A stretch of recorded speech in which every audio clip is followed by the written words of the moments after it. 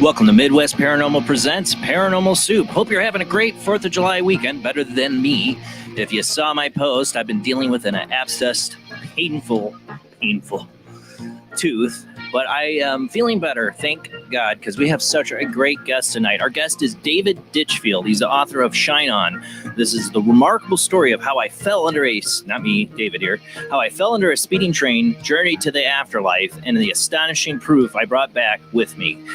We've had a number of people that have had near-death experiences, but David's, I feel, is really unique, is that he came back and had artistic talent he didn't have before.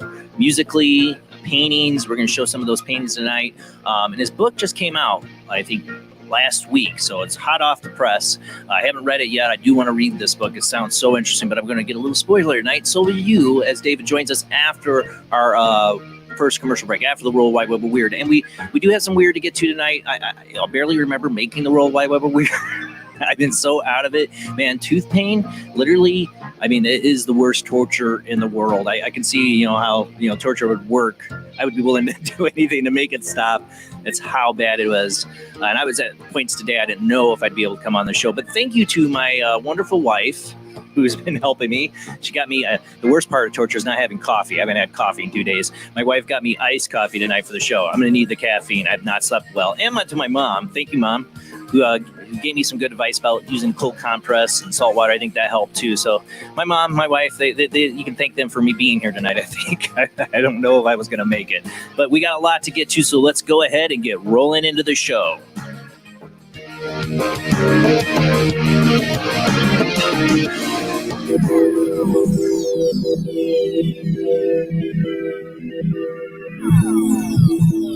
Welcome to another night of Paranormal Soup. As I said before, I'm your host, Jason Bland. Tonight's guest, David Ditchfield, will join us after the World Wide Web of Weird after our first commercial break for those who are tuning in. But tonight we do have a lot of weird. We're going to talk about that in a second. My co-host, who's weird herself, and that's what we enjoy, the weird. We're all weirdos here, is Jamie D. How you doing tonight, Jamie? Hey, I'm doing well, thank you. My other mom right here, she's coaching me through this horrible abscess tooth. All right. If you see me with a cold compress on my face tonight, I got one sitting right here. You're gonna see me like this. That means I'm hanging in there, but I got it ready to go. Backups. From Florida, St. Augustine, Florida, we got also Rob Autry himself. How you doing tonight, Rob? Doing good. Glad to be here as usual, man. Turn up a little. Somehow you got quiet again. A little bit. I got quiet.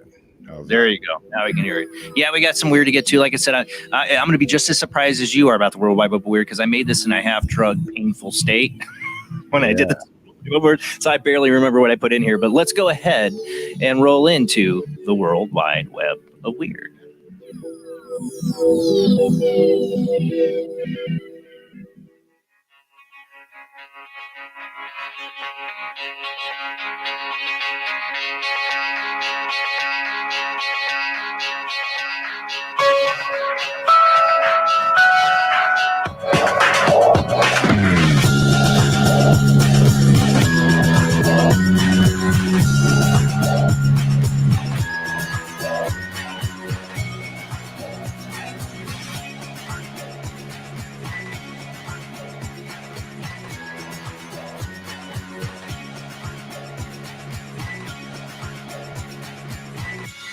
Tonight on the World Wide Web of Weird, I thought I'd start off this article from mysteriousuniverse.org. Love that website. Love the writers there. Paul Seaburn, this one's from. Nick Redfern writes there. Speaking of Nick Redfern, will be on the show in August, I believe. So he's coming back on. We should get Paul Seaburn sometime. But anyways, this one's from Paul Seaburn. Prove your paranormal powers and win $250,000. Yeah. I like money. Yeah, you get some paranormal powers out there. Put your mouth where your money is. You can win $250,000.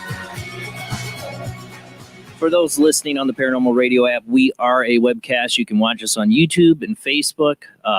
Please subscribe, follow, so you can get notifications if you want to watch. But if you just want to listen, I totally understand. I'm a listener too. I will narrate as best as possible. All right, starting off here, like I said, is a $250,000 prize for anybody who can prove their paranormal powers. Could you use an extra $250,000? I think everybody, Paul Seaburn wrote this, can use an extra $250,000. I don't think there's a person on this earth that says, nah, I don't need it. Even, well, yeah, there are. Bill Gates, those people. Yeah, I guess so. It's like, oh, yeah, that's nothing. But to me, $250,000, yes, I could use it. Did you know I was going to... Did you know I was going to ask that question? Can you prove it? Do it again. What am I thinking now? If you said, this is so easy, tell me more, then you have come to the right place, but you already knew that, didn't you? For 2 decades, CFIIG has offered those who profess to have supernatural, paranormal, or occult abilities the opportunity to definitively prove their claims under the mutually agreed upon testing conditions. Now, this reminds me of, what was the guy that used to do that? He had the $1 million prize, and now... my lack of sleep brain here is not thinking of the name, but this is what it reminds me of. CFIIG is a Center of Inquiry Investigation Group. It was founded in 2000 and has the Independent Investigation Group, an organization of volunteers founded by James Underdown. James Randi, though. Wasn't it James Randi? It was James Randi. That's what I just remembered. The executive director of the Center of Inquiry is Los Angeles. CFI is an international non-profit organization that advances reason, science, and humanist values, which includes Skeptical Inquirer magazine, the Committee of Skeptical Inquiry, and Quackwatch. Wow, yeah. To investigate skeptical medical claims. The two organizations eventually joined from CFIIG, the latest paranormal investigation group in the world. For several years, the award for passing CFII challenge was $100,000, but no one has ever been able to claim the prize. That award has now been raised to $250,000. The CFII challenge invites anyone with paranormal, supernatural, occult powers to come to the headquarters in Hollywood and demonstrate them informally and then formally under the strict protocols and stringent mutually agreed upon test conditions. For those who can't travel to LA, CFIIG says it can sometimes make arrangements to have the test conducted elsewhere by its sanctioned field investigators. We've tested many kinds of claims, including dowsing, clairaudience, mind reading, and even psychic animals. According to the FAQs, the best way to decide if you're eligible is if you can explain your power beginning with the word I can, if you can call a UFO or extraterrestrial or a spirit on command, and the entities can follow an order to lift and levitate an object, that's testable. See, they're asking for a lot. The photos of the videos and performance are not acceptable. CFIIG has tested a telepathic dog and people claiming telekinetic, psychic, or telepathic healing abilities, to name a few. About 6 to 10 tests are conducted per year. Has anyone ever won the prize, though? Not yet. Why do you think they upped the ante? Not only that, they offer a $5,000 finder's fee. So if you know somebody, and well, maybe I might doing the show, $5,000 finder's fee to anyone who recommends $250,000 winner. You probably already know this, but you can apply online here or fill out a form here. They have a link, like I said, at mysteriousuniverse.org. And yes, they're conducting tests during the pandemic. On June 25th, 2020, they tested a man who claimed he could shoot static electricity from his hands. Palpatine. No, that's what I'm thinking. Palpatine, the Emperor here. All right, sorry. Star Wars fan here. Creating lightning in the sky and teleporting himself at least 3 feet. At least it's got to be Palpatine. The judges who wore masks and everyone practiced safe distancing. All the man's claims were tested with recording devices running. And come on, you already know the answer. The CFIIG and TRR partnered amicably after it was agreed that no paranormal powers had occurred. You could be next, though. And if you are, you should know if you won already. Oh, yeah, funny psychic jokes, right? That's it. I know it was a long article, but I find it hilarious. Every time they go ahead. If I could summons a UFO on command, I would be getting, I think, a little more money than, that. Right.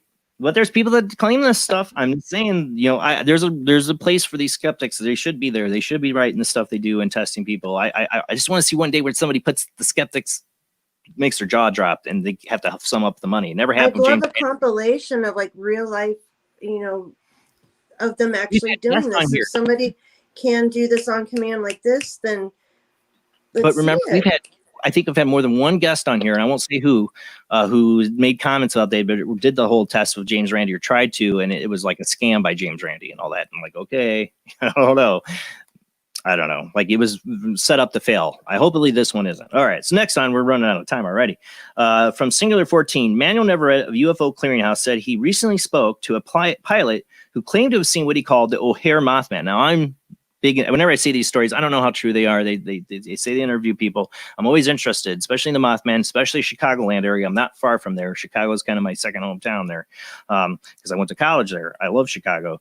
Well, I did. Not so much lately. The man told Neverett that he's been a commercial pilot for 2 different air licenses before 2008, and prior to that, he served for 6 years in the United States Air Force. He added that he has over 9,000 hours of flight time and has flown a variety of aircraft in my career, virtually all types of weather. So it's an experienced pilot. I had flown into O'Hare the previous day and was stayed at a hotel for the night. I was due to fly out at 10 p.m. to the UK. I was taking the airport shuttle towards the terminal, and as I looked out the window, I saw a large human with enormous wings and glowing red eyes perched upon a rail looking straight at me. Would you get in a plane after seeing that? I think of the Twilight Zone episode with William Shatner. The being appeared to be squatting down on the rail, but had its wings completely open and moved them slowly. That's creepy. As he stared at the shuttle bus as we drove by, I knew it was watching me as I heard its head swiveled and followed the shuttle as we passed. Its eyes locked on me the entire time. I was startled and, I'll admit, very frightened, not only by the encounter, but the absolute boldness of this scene, as it did not move or attempt to hide itself as we approached, knowing that it could be clearly seen. We passed it on the outside lane, and we were out approximately 15 feet away from where it was perched. It never once flinched or attempted to hide itself. It just stayed put and watched as we passed. When we passed, I attempted to look back and see if it was still perched there. I saw nothing. I can only assume it must have flown off. I've heard the stories of the O'Hare Mothman, or some have called it Batman. I love that.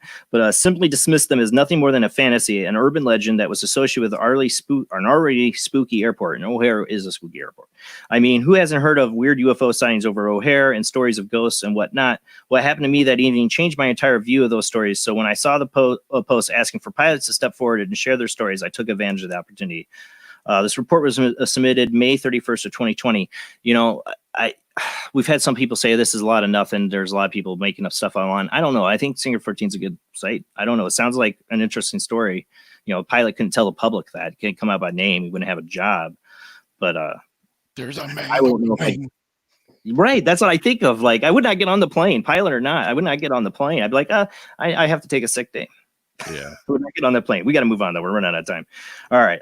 Let's move on. All right, so I saw Heather. I won't say her last name. Not a fan of the show. Shared this, tagged me in this weird light over Cedar Rapids, and this is another long article. I'm running out of time, but I find this article hilarious. So supposedly they got this lights over Cedar Rapids, Michigan, right? Yeah. All right, here's the article. This guy's testimony. This is hilarious. I got a little nervous on Saturday night when I was out with some friends. We were all outside having a few beers around 10:22 p.m. That's when I looked up to the sky and saw a very strange purple light. At first, I thought it might be a plane, but we all know that planes aren't purple. Someone suggested it was a weather balloon, but I don't even know what that even is. So I drew on my own conclusions and assumed it was a UFO from outer space. For the record, I was only about 3 beers in when I saw the light, when I saw it was real. But what is it? I decided to take a few pictures just in case, as we show here. This was a real spaceship from Venus. The photos are a little fuzzy, but you can see it was pretty wild. All right. My friends and all had their theories on what it could be, but we never really figured it out. A few of my buddies said it was probably some of the sands from the Sahara Desert, a massive cloud dust moving our way. A local meteorologist told me they were wrong. She said the dust hasn't made that this far. It's not that. I showed her the picture, and she said she had no idea what it could have been. The light went away about after 6 minutes. If it was Martians from outer space, they did hear us talking about them. Or did they hear us talking about them and dip out? Perhaps they were scared we would blow their cover. I immediately thought about the Twilight Zone episode. We were just talking about Twilight Zone. With the dude in the diner that had an eye in his forehead. Everyone thought he was the normal one until he took off his hat and had a third eye exposed. Where's he going with this? So what did I see? I still can't figure it out. I'm just wondering if anybody else ever saw it. If you have any ideas, please comment below. I think he was still a few beers in. when he wrote this thing. I saw on a post about this, some people saying it was a tower, and I missed. I was trying to find where I found the post that this was actually a light from a building. It was kind of like a little bit of an illusion. I don't know. But always, I have an email, paranormalsoupjbland@gmail.com. If you have any stories you think I'd be interested in. And of course, if you're friends with me on Facebook like Heather, tag me in it. I do enjoy getting articles. Sometimes I have trouble finding articles for World Wide Web of Weird, especially when I'm like totally in lots of pain from an abscessed tooth and on Tylenol 3. So excuse me for this, World Wide Web of Weird. All right, let's move on. Getting parched. Thank you, honey, for the iced coffee. Seriously, she ran out to Dunkin' Donuts and everything for me because I'm like, Right. I need my coffee for the show. All right, this is a video here. Now, I mentioned last week when I had that horrible CGI UFO video that they talked about on View, and the other thing they talked about was the Texas one. I was trying to figure out what the Texas one. I think it's this one. It's from June 25th. Mysterious light spotted flashing in Houston sky. Now, this I think is something legit. Several ABC 13 viewers captured video of strange lights flashing over our area Wednesday night. The video above, and we're going to show here, shows lights hovering in a strange formation, flashing repeatedly. This is currently no word on what they were. Something similar was also spotted in Miami yesterday. It's that. And that what was in Miami was CGI. This I don't think is CGI. I don't. All right, go ahead and play the video. Guys, can someone tell me what's going on over there? There's been a whole bunch of them. And that's not usually there. It looks similar to that one in Miami, but this one looks actually real. Yeah. That's the sky over there.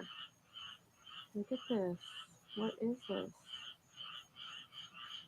I've never seen anything like it. It is so weird. See the stabilization problems when she zooms into this is when you can tell it's a real video compared to the other one. It looks so like you could zoom in and there was no shakiness to the object. There's a whole bunch more. They keep twinkling and going out. It is so weird. I don't know what they are. And then it takes on. See, this is weird. You sometimes get these like, oh wow, it's the TR3B triangle. Then it has other lights. And you're like, I don't know what that is. Weird.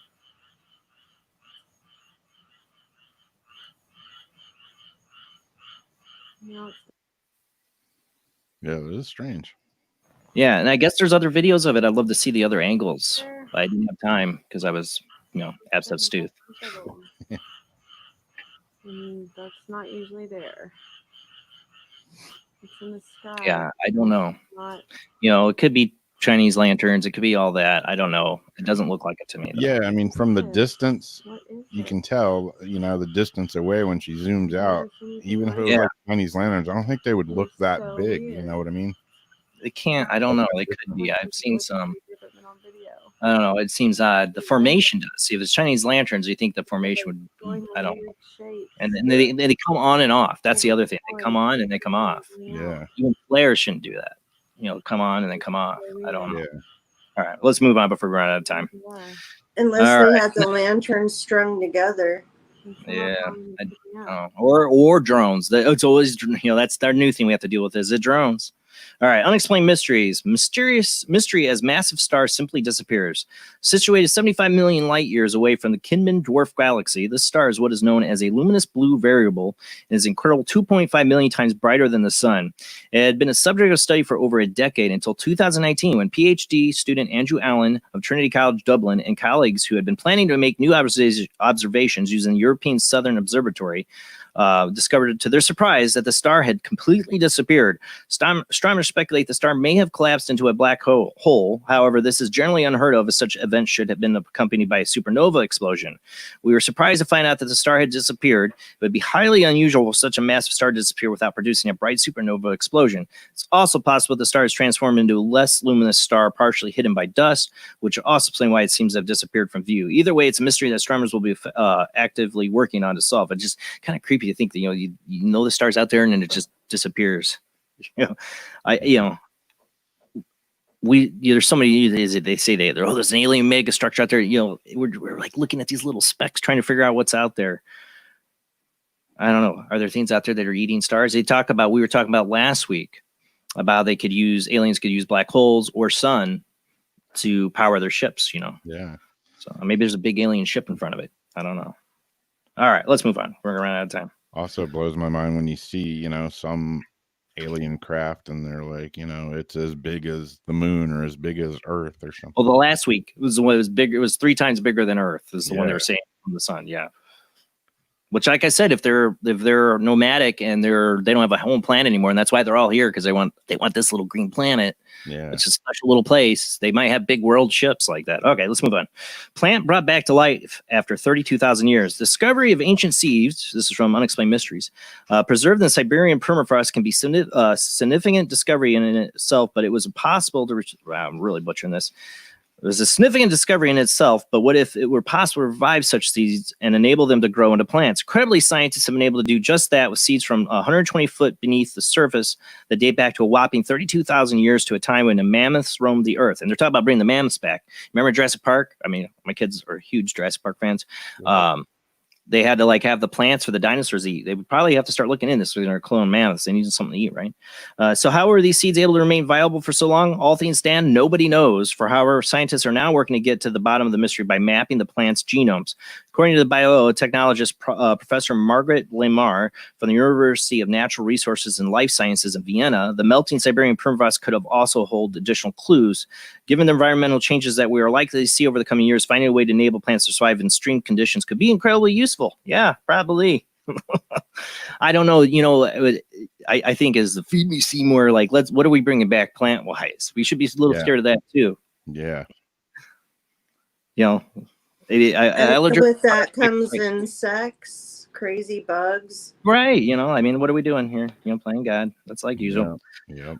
All right. So this last one, I don't know if I'll read the whole article. On this show we don't get into huge conspiracy theories. I don't get into a lot of that stuff, but I've been a big proponent for the last 4 years on the show. I brought up Jeffrey Epstein and pretty much called his death on this show. Not like everybody else didn't see it coming too. And it unnerves me. I get angry when I do cover this, because I'm not going down the big conspiracy rabbit hole, but there is something wrong with this case. There's just something wrong with his suicide. There is. I can't help but not see it. Well, Jill is saying, or how you say Maxwell, his cohort that helped him get the girls between 94 and 97, I guess is legal time that they're saying that she was doing this. I think she was much more involved in that. They finally caught her. The FBI caught her, but she's going to be locked. This is from Daily Mail. Could be locked up in the same scandal-plagued Manhattan jail where Jeffrey Epstein killed himself when she transferred to New York to face child sex trafficking charges. What the heck? Now I saw they also saying she could possibly have COVID-19 too. So everybody's making bets online how she's going to go.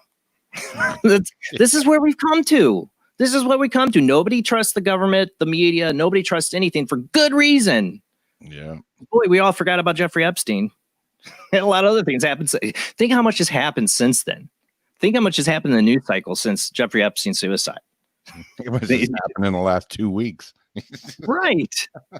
So I don't think it bodes well for her in jail. Maxwell Epstein's former girlfriend from the article, an alleged madam, was arrested on Thursday morning in Bradford, New Hampshire. And everybody expected her to get caught out of the country or something. No, she was right in New Hampshire. $1 million house she bought in cash. For helping millionaire pedophile procure and sexually abuse young girls. At an afternoon court hearing, Maxwell's attorney agreed to have the case moved to Southern District of New York, where she's being charged.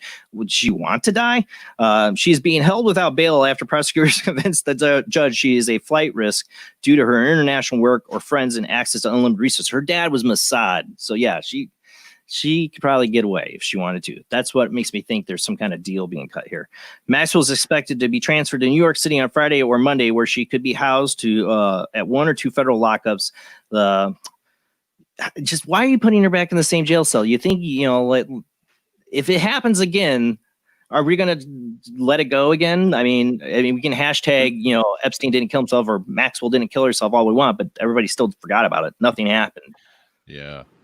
Especially after having so many oopsies. Yeah. Over there. And everybody, what drives me nuts, and I'm sorry if I have some fans of the show that are into the QAnon thing, but I'm not. I don't buy any of that stuff. I really don't.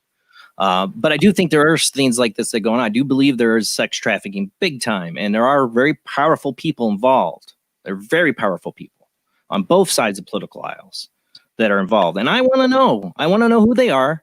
Let's be done with this bull crap. Let's prosecute this. Let's have some justice. And let's not see this woman suddenly die of some mysterious circumstances. I'm really pissed. Really pissed. This is how it all ends up again. And everybody's just still like, oh, hashtag Maxwell didn't kill herself. Well, what does that do? You know, still still victims out there didn't get their justice. You know, I want names. I want to know. We're in this whole, you know, cancel society now. We cancel people. They haven't canceled anybody hardly on their involvement with this, because if they did, big names would go down. Big names, but nobody wants to cover it. You know, like I said, I'm not into the Alex Jones QAnon conspiracy crap. I'm not. But this is something that's like right in our face, that needs to be answered. That's it for the World Wide Web Weird. Like I said, I don't want to get political. Our guest is joining us now, and we'll bring him on after this commercial break. But I'll make sure he's working right. How you doing tonight, David? Oh, you're muted. There you go. How's that? That's why we land. Yes, David, you're going to join us after this commercial break. I can't wait to talk to you about your book. I can't wait to get the book. It came out, a week ago? Yeah, that's right. Yeah, it came out in the States on the 1st. So yeah. All right. Yeah. I got a lot of books I'm reading right now, but I definitely want to read this one. I've been reading a lot about it online, and I can't wait to talk to you about it tonight. So David Ditchfield is going to join us here after this commercial break. We will open up the phone lines after the second commercial break. If you have a question or your own near-death experience, I love hearing about it. Call in and join the conversation. But we will be back after this short commercial break.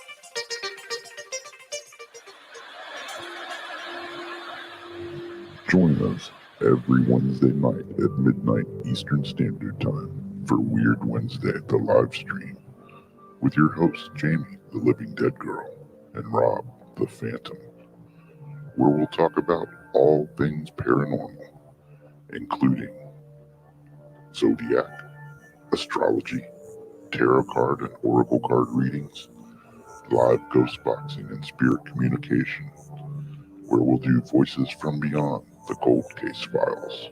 So we hope you join us live on Facebook and YouTube every Wednesday night at midnight Eastern Standard Time. We hope to see you there. Bye-bye.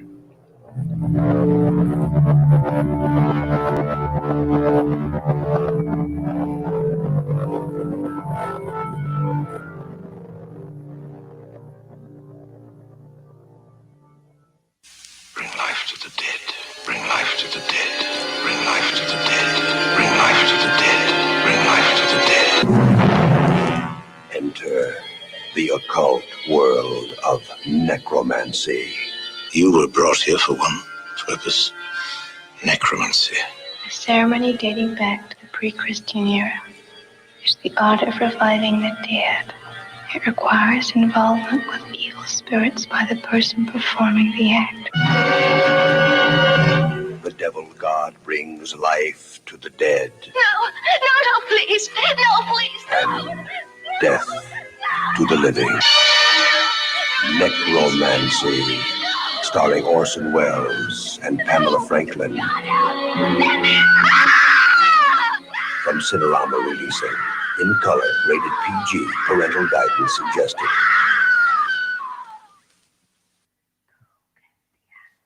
The international chart-topping Haunted Horror of Haverfordwest has been described as terrifyingly real, a must-read, shocking and chilling brilliance, genuinely worrying, utterly frightening. Don't read before bed. Described as one of the spookiest writers out there, best-selling author G.L. Davies presents Haunted Horror of Haverfordwest, the true paranormal account that is shocking the world. Dare you enter? Dare you read? Haunted Horror of Haverfordwest is available on Amazon, Barnes & Noble, Kindle, and wherever books are sold. Pray you never have to live there. He is conducting an experiment into the combined effects of sensory deprivation and hallucinatory drugs. The subject of the experiment is himself, and the experiment is out of control. Ken Russell's Altered States, a film that must not be missed, is in the West End now.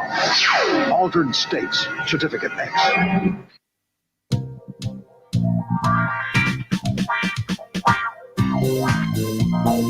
The night is alive. Join us and take a walk on the weird side when you tune in to the Kingdom of Nye, hosted by Heather Wade, the finest in late night talk. Listen live free weeknights starting at 9 p.m. Pacific time at thekingdomofnye.com, talkstreamlive.com, and the Paranormal Radio app. Wanna take a ride? Do you like rock and roll? Do you enjoy a good story? Wish You Were Here, A Rock Fantasy, is a book inspired by Badfinger. It will not only entertain you, but intrigue you. What is it about?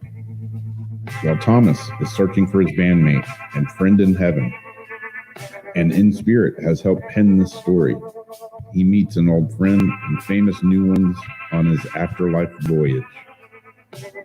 Midwest Book Review said, Wish You Were Here, A Rock Fantasy, is a book inspired by Badfinger. It's a quirky story by Joyce S. Isaacson and is unique, original, and deftly crafted metaphysical novel that showcases the author's genuine flair for character and narrative-driven entertainment that is simply riveting from first page to last. Wish You Were Here, A Rock Fantasy is now available on pennantpublication.com, amazon.com in paperback and hardcover, and also on Kindle Unlimited. So check it out now. Wish You Were Here, A Rock Fantasy.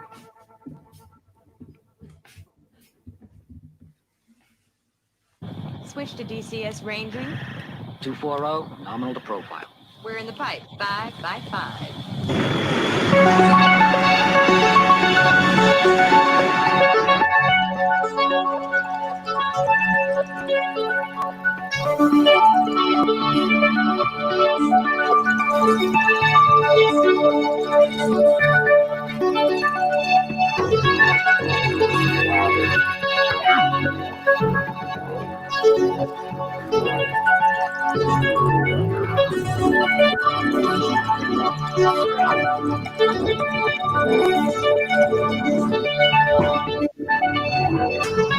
Tonight on Paranormal Soup, our guest is David Ditchfield, author of Shine On. In 2006, David Ditchfield was dragged under a speeding train in a freak accident. As surgeons fought to save him, he had a profound near-death experience. When he woke up in the hospital, he had acquired astonishing new abilities. He found that he could paint dramatic paintings of what he had seen in an afterlife, far beyond any artistic ability he had before. He then discovered he could compose classical music, having never received any training. To this day, he cannot read or write a single note of musical notation, and yet his debut NDE-inspired symphony, The Divine Light, premiered at a sellout orchestral concert at a standing ovation. He lives, paints, and composes in a converted riverside mill near Cambridge, UK, and he's up early in the morning for us here on Paranormal Soup. Very appreciative of that tonight. So let's go ahead and get to our guests.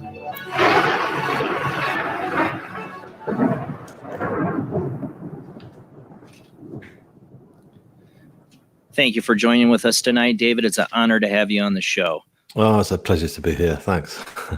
I know it was kind of back and forth today. I'm sorry for the panicked emails I sent you. Like, Oh, that's yes, cool. No I- worries. Yeah. Butane drive you nuts, man. Oh, No, I drive you- felt for you. That must have been horrible having that pain. Sounds like really bad. I know it's one of the worst pains there is. Well, I think Yeah. falling under a speeding train probably. Good point. Good point. Yeah. I love it when I have guests on StreamYard here with us, and they're in the UK across the pond, and I can see daylight through their window. Yeah. Such an amazing experience.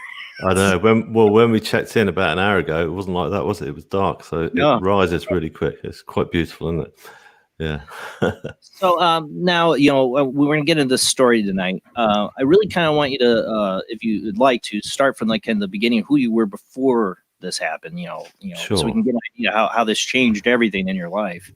Okay. Well, my life was basically I'd left school without any qualifications, and so I was struggling to get by finding work. I moved down to London, and I was living there for quite some years actually, and I was scraping a living, picking up manual labouring work. So it was a struggle, like all capital cities. It's very expensive, and a lot of people are very successful in most capital cities. So, this mirror was being held up against me all the time. And I was thinking, like, God, I just really want to fit in. I just want to be as successful as these guys. But I guess really I was down on my luck. Things hit rock bottom, in all fairness. I started drinking quite heavily because, actually, in all fairness, most of the work that I was picking up was in the local bar. You go to your local bar, and that's where you'd hustle basically to pick up work. And my sister, who lived in Cambridge with her family, said, "Look, I'm concerned about you. You're not in a good place. Come and hang out with us for a few weeks." So I did do. So I went up there, and I was just really kind of recuperating, and suddenly just trying to just get my head together. And I'd met up with somebody actually just a few weeks prior to that in London, and we'd met in a bar there, and we just connected. We had this real connection. So this person called Anna said, "Look, let me come and hang out with you for a couple of days in Cambridge." I said, "Yeah, cool." So she came up, and we had a really brilliant time. It was just we just hit off really well. Yeah. And then she decided she had to get back to London, so I took her to the rail station, and that's when I think my life was about to change, big time. Yeah. So what I always wonder, I've had a number of people on, I've had near-death experiences, is the day of this incident. Yeah. Was there any? I always wonder if there was any signs or things that made it feel off or made you wonder, any, or just did it hit you out? Yeah, no, you're absolutely right. Basically, I wasn't at all spiritual before all this happened. I just have to say that. So it wasn't like I was actually aware, thinking, what's happening here? It didn't really enter my mind. But that particular day, I noticed that the atmosphere, there was something, the energy was totally different that day. And it was interesting because I remember turning around to Anna. She got to get back for this meeting, and it was important, but she was kind of delaying sort of getting herself together. And it wasn't kind of like from a romantic point of view or anything like that, like, oh, she didn't want to leave me. It just kind of, I thought, why are you loitering you've got to get this train, And then the other thing was, really poignantly, was my sister's cat came into the room and jumped up on top of this really high sort of wardrobe, which is a kind of, it was a low ceiling. And I just remember thinking, how did you get up there? And why have you just jumped up there? And it was like crammed in between the top of the wardrobe and the ceiling. And this cat called Mushu was just staring at me. Oh, and I was just going. Stories before of the cat. Yeah. See, cats know something. They're little jerks sometimes. Like they know something in advance. Yeah, sorry. I had a feeling to cat. Yeah, well, I'm a cat man anyway. I've always grown up with cats, so they're really special. Yeah, I agree with you. They are. They know this stuff. I swear they know. Like my cat, I had a cat that knew I had a dark entity in my house. Like she knew, and I think it killed her. I mean, cats know things. So do you think Anna too, the reason she was delaying was that she kind of had a foreboding feeling at all, or? I don't know. We did talk about it afterwards. Actually, I did talk about the fact that there was something seemed really odd that day, and also my sister noticed as well, because I remember, just as we were leaving the house, I turned around to my sister and said, "These were my words." I said, "Something feels really odd. Something feels really strange today. Don't you think so?" And she says, "Well, I don't know. I don't know why. We were late for this train, and I just said, look, will you take a photograph of us both?" And she went, "Yeah, okay. I thought you got to go." And so, yeah, just take a. So she took a photo on my cell phone, and I wanted that photo so much, and it was really odd. There was something was just saying that this is not a normal day, right from the off, I'd say. And we made our way to the station, and we turned up. It was a cold February day, and it was a beautiful, bright sky, pretty much like the one behind me at the moment. And we made our way to the station, and there was only one other guy there who was seeing off his girlfriend, and they were stood there sort of hugging. And the train pulled in, and it was there sort of like pretty much bang on time. So it was there on the platform. The doors opened. So I helped Anna on with her bags onto the train, and I gave her a hug and gave her a kiss goodbye. And we were just chatting, and then I heard the emergency buzzers going off. So she said, "Come on, you got to get off." I said, "Yeah, don't worry about it. I'm cool." And as I stepped back, I was wearing like a very good quality coat that day. It was like a sheepskin coat, and the bottom corner of it just got trapped in between the closing doors. So as they came slamming to, it was like it was well in there, and it's like I tried to tug it, and nothing happened.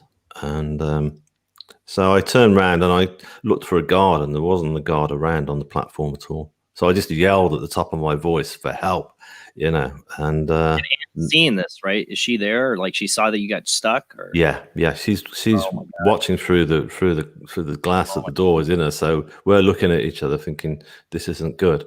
And I saw the look of complete fear in her eyes. So I started whacking the you get these automatic door buttons, or whatever, on the side of the carriage. As I hit those, and they didn't function anymore. They didn't work. So I started hitting the windows, hoping that maybe a guard would come running through, but nobody, on the actual train itself. But nothing happened. The engine started to rev up, and I remember we just looked into each other's eyes, and there was I just remember that terror in Anna's eyes, and then I thought to myself, "This is it. I'm going to die." And the train started edging its way out, and it picked up incredible pace. You don't realize just how fast these trains go until you're trapped on the outside of one, and it's well, you don't think about it. You sat. We take so many things for granted, don't we? It's like we drive a car. We don't even think about the fact we've got other things on our mind, and we're actually driving a vehicle. Sort of 50, 60, 70 miles an hour, whatever. But so we don't think about these things. But at that point, when you're trapped, you do, and you sense it and you feel it. And I was dragged along the platform, and I lost my footing.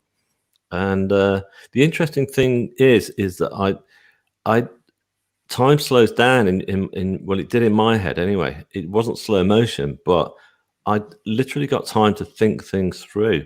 I thought, right, I'd actually seen this news footage about 2 or 3 weeks before, where a young child had been thrown from a burning apartment block, and this child landed without any injuries whatsoever. And they said the reason being is because children, young infants, are relaxed. They don't tense up like we do as adults. So I just thought, okay, remember that. Try and relax. And so I did. I relaxed myself because I thought that's my only chance. So I got. How long is? I love people, because I hear these a lot of times in these near death experiences about this time slowdown. It happens. It's very common. Yeah.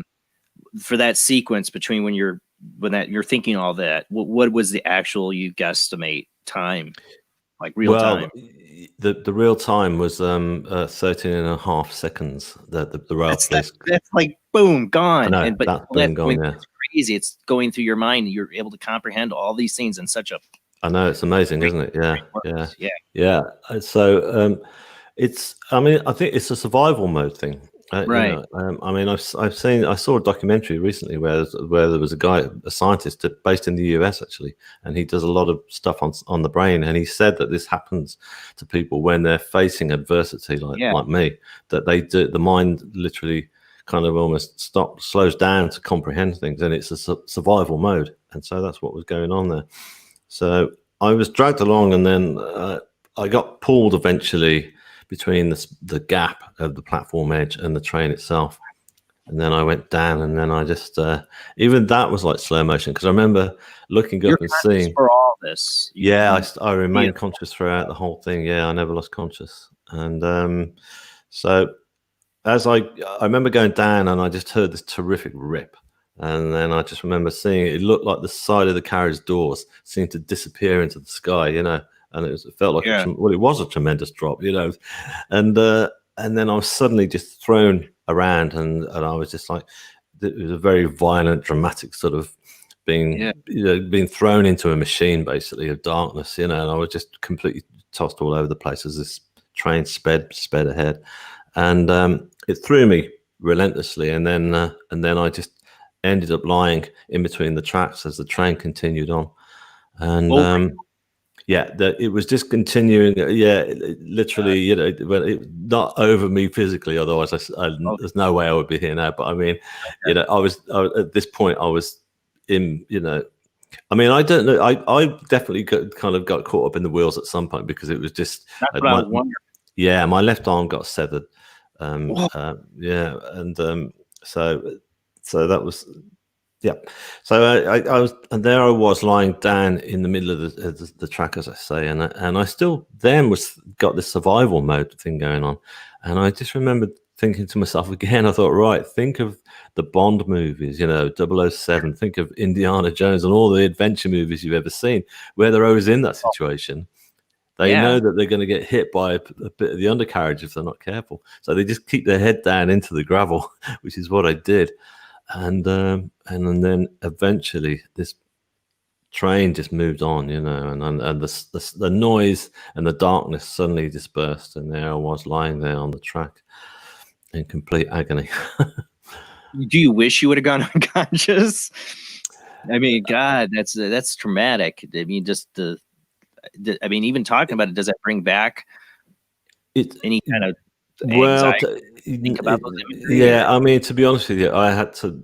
They put me through an awful lot of therapy afterwards, because I suffered from post-traumatic stress disorder, and so I've done a lot of that, which is really so helpful. It's fantastic. So yeah, so but it never leaves me. But you know what? It's like, I mean, a lot of people say to me, "Yeah, God, you were so unlucky that day," and I actually say no. I look at the positive. I was lucky. I was lucky because A, I survived and I'm still here. But B, I had this amazing experience, which was to follow later, the near-death experience, and which has changed my life and turned my life around. So yeah. One question I know is a kind of an obvious question. I mean, were you stuck in the coat? Like, were we not able to get the coat off? Yeah, no, don't worry about it. Everyone asked me. Yeah, it's basically, like I said to you earlier, it was a quality sheepskin coat, which meant that it was like kind of the fur went right down the sleeves, and I got like a thick jumper on that day, a sweater, and it was. I knew at that point I'd never get it off, and in fact, one other guy on the platform, that he shouted out to me, "Take your jacket off, mate," Yeah, and I just. So I thought it's not going to go. So and so, in fact, that quality sheepskin coat was now ripped to shreds by the time I'm lying on the track. So at least if your concerns at that point.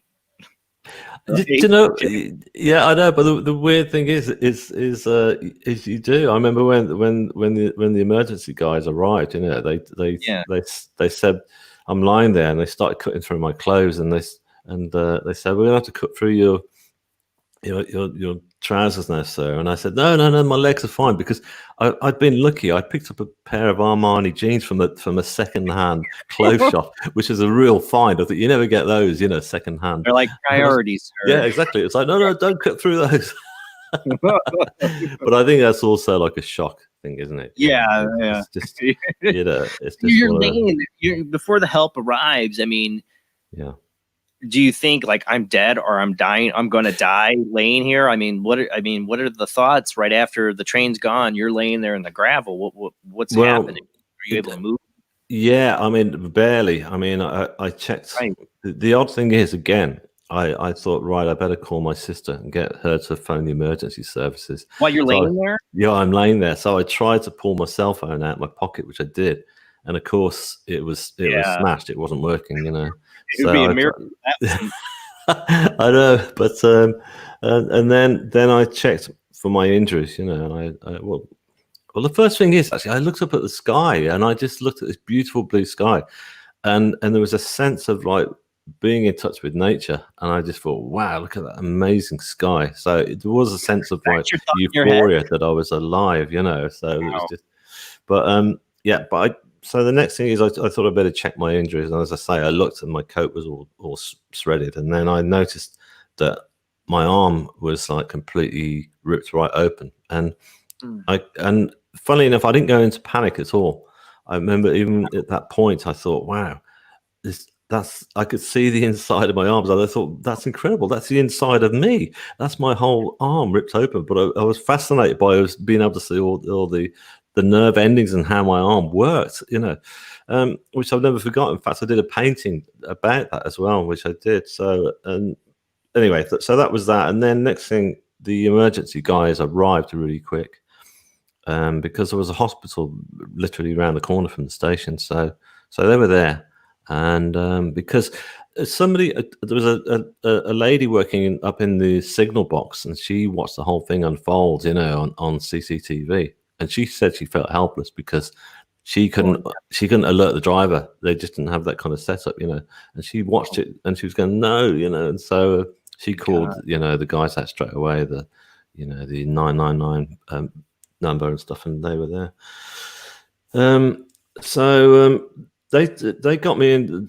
Goodness knows how they got me on a stretcher and how they got me off that track, but they did. And next thing I knew, I was in the back of an ambulance, and the doctor in the back of the ambulance, the paramedic guy, said, look, you're in a pretty bad way. There is a hospital around the corner, but I think the best one really that's going to save you is a bit of a drive. Can you do it? I said, yeah, let's go. So I remember they just put the what's it called? The lights on and the siren. Sorry, thank you. Yeah, that first coffee hasn't hit it. It hasn't kicked in in the morning, almost 5 a.m. I forgive you. That's cool. Yeah. So yeah, there you go. The siren kicked off, and then we just took off like a rocket down the highway, And when we arrived in the hospital, there was like a whole team of paramedics and doctors and what have you waiting for me. And my family had arrived as well. I don't know how they got there so quick, but they were there that quick. I mean, well, pretty much not long after I'd been there. They weren't actually there immediately, but I remember all these doctors frantically running around, with all this science going over my head trying to save me, And by that point, I was losing copious amounts of blood. I remember, So I remember my sister saying, it was just. Then they came in. She said, she was worried that they were going to slip over on the floor. It was just pretty bad. And so this is, I'm lying there, and I'm just. The main concern for me was, it was great to see my family, but I was concerned about Anna, my friend that I'd seen up on the train, and she was there. She just looked. Well, I kind of. What did she tell you when she was on that train? She watched you be peeking under the train. I mean, what happened with her? That's horrible for her. Yeah, well, I mean, we talked about it afterwards, not at that point, but when she came to visit me in hospital, we talked about it. And interestingly enough, she said she ran through the carriage as the train pulled out, and then she looked through the window to see what happened, And she said she saw me go under and figured that was it. But she said to me, It's interesting because he said, you know what's really odd? He said, you went under with such grace when you rolled under that train. And I said, you know what? I explained that about the thing about the child, and I said that I'd relax myself. And but she ran through anyway, and didn't know how to stop the train at all, because at that point in the UK on trains you have all these notices all over the top of the doors, and it's all saying if you press this button you'll get fined £100, if you press this blah blah blah. So she didn't know which one to go for because she was in shock. And they've since changed that. Since my accident, the British, there's been 6 major changes since that my accident, to it, and that's one of them. Now you get on a train in the UK and you just got 2 options, if press this now if there's an emergency, and it'll stop the train. That's it, One button for that, one big red button, stop the damn train. Yeah, exactly. That's all you need to know, isn't it? So she ran through anyway, and eventually a woman stopped and said, what's happened? And she explained.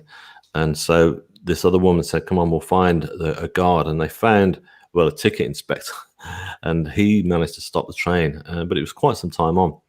And she said they were out in the middle of the countryside and was on this train, and it was there in the stillness of the countryside, and she was in complete shock, believing me to be dead.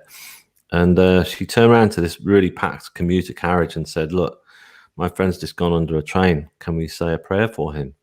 And she said that the whole carriage just laid down their laptops and their newspapers. And then a woman stepped forward and said, I'm a Christian. Would you like me to take the prayers? And she said, yes, please. She said that the atmosphere was incredible. Everyone prayed, which was remarkable. And do you know what? I felt those prayers. I really did. It's also my view on, prayers and just and the power of them. So, yeah. I've heard instances of people having near-death experiences where family members or other people are praying for them, and they actually feel it or see it during their near-death experience, actually, or aware of the prayer. And I've heard a couple of those are really incredible. Yeah, exactly. I mean, that continued on throughout my recovery. I remember my mother coming in at one point into hospital, and she said, look, there's quite a few churches around the local area, even though there weren't people that I knew, that are all praying for you, because it's been all over the local news. And I said, you know what? I can feel that. I can feel their prayers. I can feel the energy. It was remarkable just how much it helped me. Yeah. So, yeah. So now you're at the hospital. Anna's there. The family's there. That's it. You're fighting for your life. I'm guessing this is where the near-death experience comes in. This is it. Yeah. So I'm lying on the trolley there, and I'm in agony. And I remember the sound was overkill. The amount of noise and the light in my eyes. And then I suddenly went from that into a beautiful, darkened space, and this space was just so relaxing and calm, and all the pain had completely gone, and it was like, wow, where am I? And I looked around, and the first thing that I saw were these pulsating colors, which were like orbs that were just slowly pulsating around me. Lots of beautiful colors. Completely dark. This place you've gone into, it's dark, but the lights, that's all you're seeing. That's right. Yeah. I figured at first that I was in a darkened room, but in a darkened space that felt comfortable, not dark and sort of frightening. And then I just figured pretty much straight away that I'd passed on. I thought, this is it. I've died. I'm on the next level of where we go. And there was no sense of fear or panic about it. Sorry. I just felt very at peace with the whole issue, and that I'd passed on, and this was it. I died. So I kind of looked around just to check what was going on, and I lifted my head slightly, and I noticed that I was laid out on a huge slate rock, and it was almost like a medieval altar, and I thought, wow, this is incredible. And I noticed I was also no longer clothed, but it was very comfortable to lay on the slate rock. It wasn't like sort of an issue. You could feel like the stone under you? Is that how you felt, like it was a slate rock? You could feel like the cold stone, or? Yeah, exactly. I could feel it. I could feel this kind of like, but it felt smooth, like a smooth slate, so it was very comfortable to lie on. And then I looked to check my body to see what was going on there, because I knew that my left arm had been severed, and then everything was back in place. There wasn't even a slightest scratch or bruise, and everything looked absolutely fine. And then my body was covered in this blue sort of satin sort of sheet. It was a very cool blue sheet, and it felt very comfortable and comforting having this over me. And it was at this stage that I suddenly felt the presence of somebody else with me, and I looked, and just at the right of my feet was this being, like a being of light, an androgynous being, and with this beautiful white blonde hair, and just wearing a contemporary black simple t-shirt, and this being was just like stood there smiling at me, but a very subtle smile, like a knowing smile. And I thought, I know you, don't I? Where do I know your face? Where do I know you from? And it's like, I just couldn't get it who this person was, and Right. And I felt protected as well. I felt like this being was caring and watching over me, and was greeting me as well. And so I laid back my head, and I felt love as well. There was this love coming from this being that was like really overwhelming me. But it was all the feelings of love that you've had throughout your whole life, whether it's through your lover, your pet cat, or your mother, or father, or whatever. It was all that love encompassed into one, and it was very powerful. And so I lay my head back and just enjoyed the space that I was in. And as I did, I looked up, and there were 3 grids of white light that were just kind of like homing in on me, if you like. And Grids, like, is it just like they're like spots of lights in a grid formation? they were kind of like sort of like just kind of 3 rectangles of light and the light that was coming from them was really quite bright, but I could look into it. That was the odd thing. It was like pure white light. And if it had been electrical sunlight, it'd be that was that bright. I'd have to look away instantly. But I couldn't take my gaze out of this light, because it was just so comforting, and I just knew that it was like a healing energy that was coming through from the light. So I lay there and just enjoyed this essence of light. And then the next thing, I figured that there was somebody else again had come into this space. And I opened my eyes and I looked around. Well, my eyes were open, but I looked either side, and I saw 2 female forms either side of me. There was a female form on my right, and she was just wearing like a simple dress, with long brown hair and sort of greenish color eyes. And then the other girl who was stood to the side was more like American Indian, Asian Indian, that kind of appearance to her. And they were just, again, they got these lovely knowing smiles, but their hands were just hovering over my body at this stage, and they were just slowly going over, and it's like they were healing me. And I felt this sensation that I was being prepared for something, but I didn't know what, And I also knew that they weren't necessarily healing, my body from the accident in terms of my wounds. It was more like they were healing my whole soul, as it were. They were healing all the years of sort of anxiety, issues that I'd gone through, and all the all the pain that I'd gone through throughout my whole life. They were healing all those years, and it was incredibly powerful. And this sensation again of unconditional love coming from them was very strong indeed, and I could feel it coming from their hands. You said of the androgynous being that you first met, that was neither female or male, you couldn't tell. Yeah. But you felt like you somehow you knew them. Did you have that same feeling for these other 2 beings too? That like I know them somehow? Not so much, actually. No, I didn't. I felt that they were carers. They were guides. Well, they were my spirit guides, basically, that were there, that were just healing me. But I felt with the androgynous being that it was more like my high consciousness, if you like. It was my higher self. It was like because I felt like I'd known this being from not just throughout my whole life, but beyond that, from before, you know. So there was a definite sensation that that it was very much a part of me, and that was my ultimate keeper. But the other two, no. You know, I felt safe with them. They didn't, you know, and I felt like there was a connection, but not quite so powerful.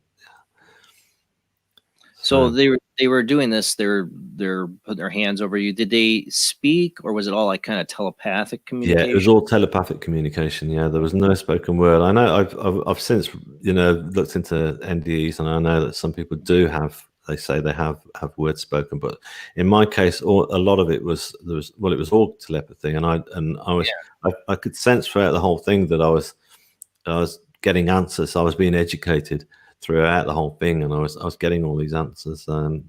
You know, as it unfolded. Interesting thing I feel about out of body experiences and near death experience, especially near death experiences. It seems like when people go over there, there's this knowing, like they know these things, they know things they've never knew before. There's information given to them, but it's like when they come back, it's like the brain can't hold that information. Yeah, There's things you were getting told there that you just can't even verbalize now. Well, I guess that I realized that it took me time to process a lot of it as well. So you know, and I still am, you know. So I'm realizing that an awful lot of the lessons that I learned from there are still coming to me, you know, and I'm still processing them and putting them into action, as it were. And that's how I've turned my life around because of that. So yeah, because it's odd. It's like, I mean, many people say to me, "Oh, you know, what was it like? You know, was it like?" I said, people have said to me, "Oh, do you think that it could have been a dream, or do you think that it could have been hallucinogenic and things like that?" And I said, "No, it definitely wasn't." Blood. You're being operated on at this moment, probably. No. I this all happened before they actually took me into theatre. Oh wow! So I'm still in the emergency department at this point. Yeah. Okay. So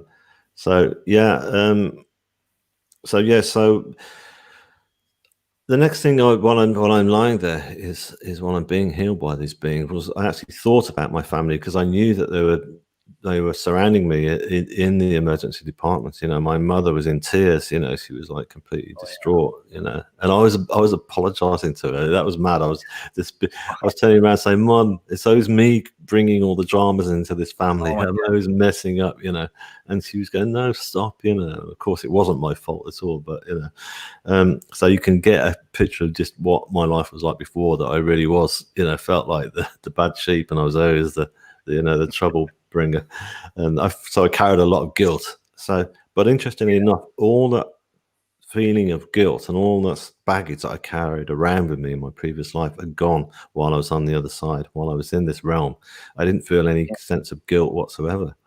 And it was more a case of, I just thought I'd look to see how they were, because I thought they were pretty distraught, as it were, and I thought they're going to be completely torn apart now that I'm dead, you know. So I tried to look over the edge of this huge rock to see if I could see them. And when I lifted my head round, I didn't see them actually, but what I did see was this most beautiful and amazing sight, and it was a huge waterfall of stars. And this waterfall of stars was like looking at Niagara, but it was, instead of water cascading over the edge, it was all these beautiful sparkling stars that were just dropping down, and they were just falling down into what looked like from one galaxy into another. You know, it's just going down into infinity, into all these beautiful colors. And it's funny because I've since seen there's been some new images come up from the Hubble telescope. You know, they've taken photographs of, you know, the furthest galaxies they can go to, and that is almost identical to what I saw. And that is no lie, because I'd already started painting before those images came out. And one of my friends contacted me and said, "Have you seen those new Hubble photos?" I said, "No." They said, "Well, you've got to look, because they're just like your paintings." And so that was a lovely moment of affirmation, just to see those images, because that. I always like the movies where they show somebody's death experience or near death experience. Like there's a favorite movie of mine, Brainstorm, with Christopher Walken. and they're recording people's death. He's like seeing it, and when he travels, he goes into the universe. I always thought, if I had a near-death experience, that's kind of what I expect, is to see the universe, the galaxy, the stars, and everything. Yeah. I always love that imagery. But were you, before this? I mean, you talked about you weren't spiritual. You weren't into any religion. What were your thoughts about the afterlife before any of this happened to you?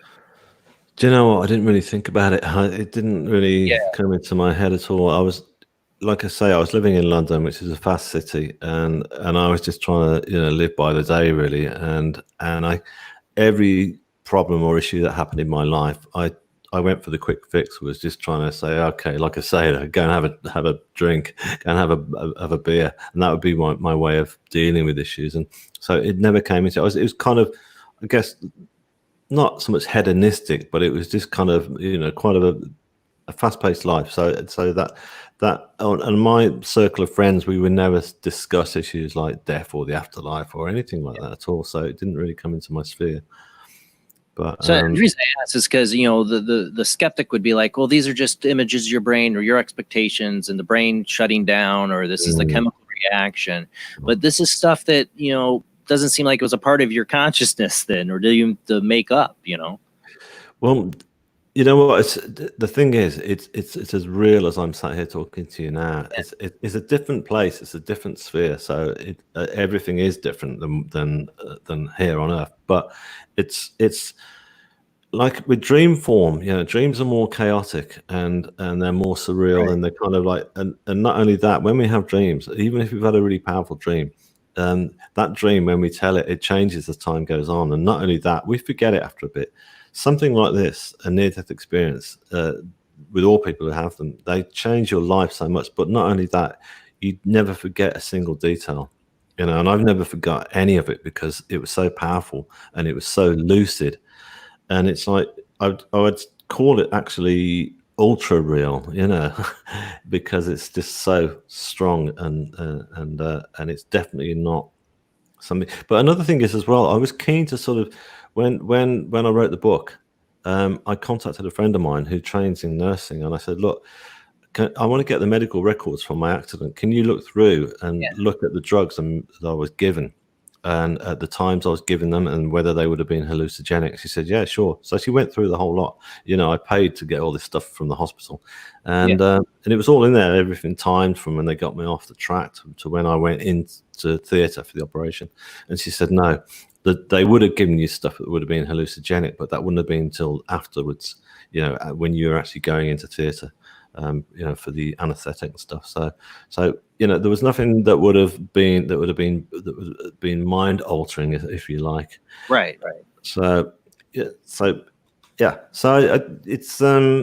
course. I mean, I've been on radio shows where there've been scientists on who are looking into near-death experiences, and we've had debates about it. But I'm really glad, because I want scientists to really look at this, because it's something that should be taken seriously. Because so many people have had near-death experiences, and at the end of the day, it's something that's going to come to us all. We're all going to die at some point. So I think we should be talking more about it. Like you asked me that question, did I ever think about it? I never thought about it, and and I should have done, because why not? It's like, I'm not saying we should be chatting about it over our morning coffee every day, but we should at least talk about the afterlife. That's my kind of talk, though. Yeah. Oh no, I mean, the afterlife is, of course. I talk about it all the time now, because it's, hey, when do you think you're gonna die? It's not your normal dinner. The thing is, this is what always bothered me, is that I've always had these deep thoughts about this stuff, even since my childhood, and it always amazed me how many people don't think about, well, yeah, you're gonna die. Do you ever contemplate what's going to happen to you? But you're right, so many people just don't. They go through their life, they don't want to look at it, they don't want to think about it, don't even want to talk about it. No, exactly. That's it. Which is crazy, because we may as well. It's like if you were taking a driving test, for example, you wouldn't just go in cold and take it, would you? You'd do the research first. You'd have plenty of practice runs and make sure you knew what you were facing. So why not do the same with death? Why not at least talk about it? So I want to get. I'm sorry, I kind of got us off track there. But you're seeing the waterfalls of stars. Yeah.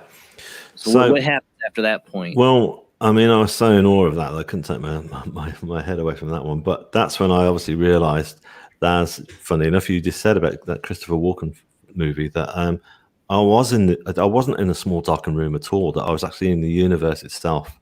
So Yeah, that's what I picture as that movie when you said. yeah, I've got to see it. I've never seen it, so yeah. Thanks for that. I'll watch that. But it was this Brainstorm, Natalie Wood's last movie. Oh, okay. Ah, well. Sorry, film buff.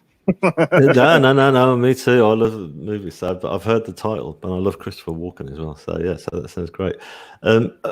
So I turned my head over, and as I say, I realised I was in the universe itself. And as I did turn myself back, that's when I saw the most powerful image of all. Was this beautiful sort of tunnel of white light that was kind of coming in towards me, and the energy from this white light was just. Wow, it was like tremendous. It was like every molecule of my body was vibrating, but in a really positive way. It was like this energy of love I talked of earlier, but it was just the dial had just turned right up, and this tunnel of white light was just surrounded by all these flames that were swirling round and round, and I just remember thinking to myself, again, it was telepathy. This is God. This is the source of all creation. This is where it all comes from. And it was just a really tremendous and powerful moment. And I just thought to myself, this is remarkable. This is great. This is not the image of God that we've all grown up to think of, which is like the beard. Yeah, exactly. The guy with the beard. There was nothing like it. So or women.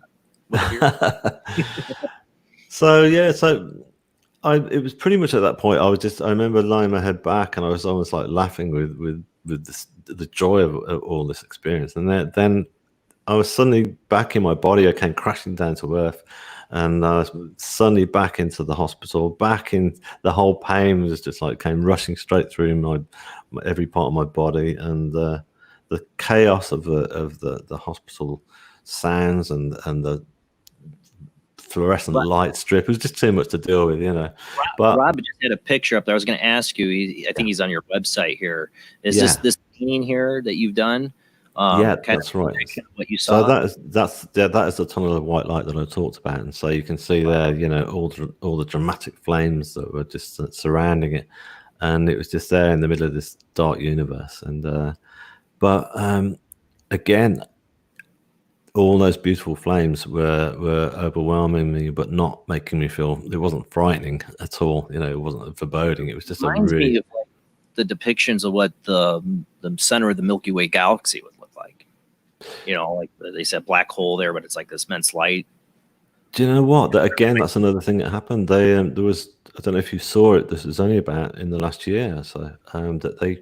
It was last year that I think it was Hubble again, that they'd taken some photographs of a black hole. Yeah. And it looked almost identical to this, with the only difference being obviously that the center was black rather than pure white light. And again, I just looked at that. I thought, wow, that's so similar to what I saw. Yeah. So yeah.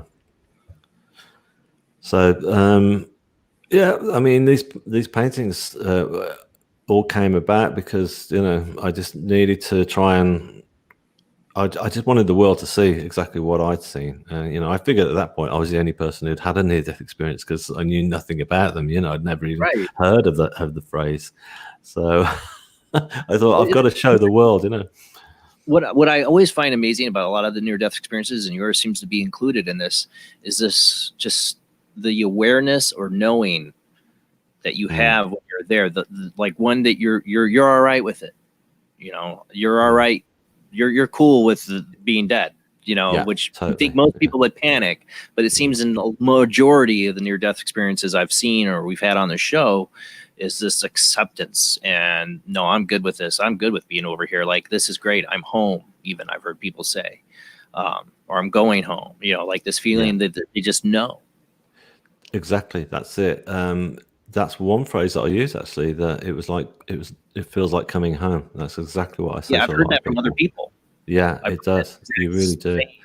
I mean, basically, again, that the stuff that I learned from the other side was that the healing of my, as I said to you earlier, of my soul is something that everybody goes through, because you realize that on the other side, it's just, that's who you are. It's your pure soul, and all the layers of pain and anxieties or whatever issues that you had throughout your life, they're all slowly, they're just peeled away. They're taken off, and they don't belong to you anymore. And all that belongs to you is your pure essence, your absolute soul. And you just suddenly realize that was for the first time in my life, I was able to love myself. I'd never done that before. I tried to cover up all what I saw as my mistakes and my lack of success. I beat myself up terribly. But while I was there, there was none of that going on at all. I loved myself and felt comfortable in my own spirit for the first time in my life. So I think that's why a lot of people feel comfortable with being there, because it's just a great thing. And I tell so many people who fear death that that's what is awaiting you, and not to fear it. So this is the reason I talk about on the show all the time, my paranoia, my fear of death.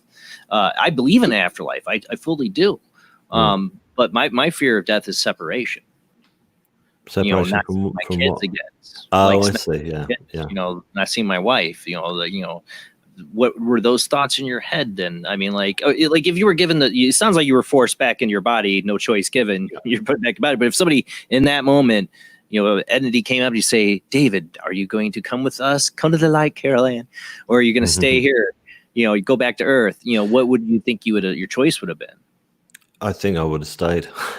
Right. Because I mean, I love my family dearly, and but like I said to you earlier, that I didn't feel, I felt totally at peace with the fact that I wouldn't be seeing them. But I actually said to myself, I remember saying, oh well, that's okay, I can't see them now, but I'll be seeing them soon, and they're going to be fine. While you were there. Yeah, I figured that I'll be seeing them soon, and they'll be seeing me soon. So you don't go through any emotions at all of kind of loss. There was no sense of, oh my goodness, I'm not going to see my family, I'm going to miss them terribly. So you wouldn't feel that when you got to the other side. You would. Well, again, there's that comes together. You have a knowing already. It's instilled into you. When you come in, you have this knowing that you're going to see them again. You said you thought you're going to see them again. So somehow you already know that when you're over see, this is what amazes me about the near-death experiences. Is so many people, they just know things they don't know in their physical life. When they get there, they know I'm going to see my family again. It's like it's all familiar.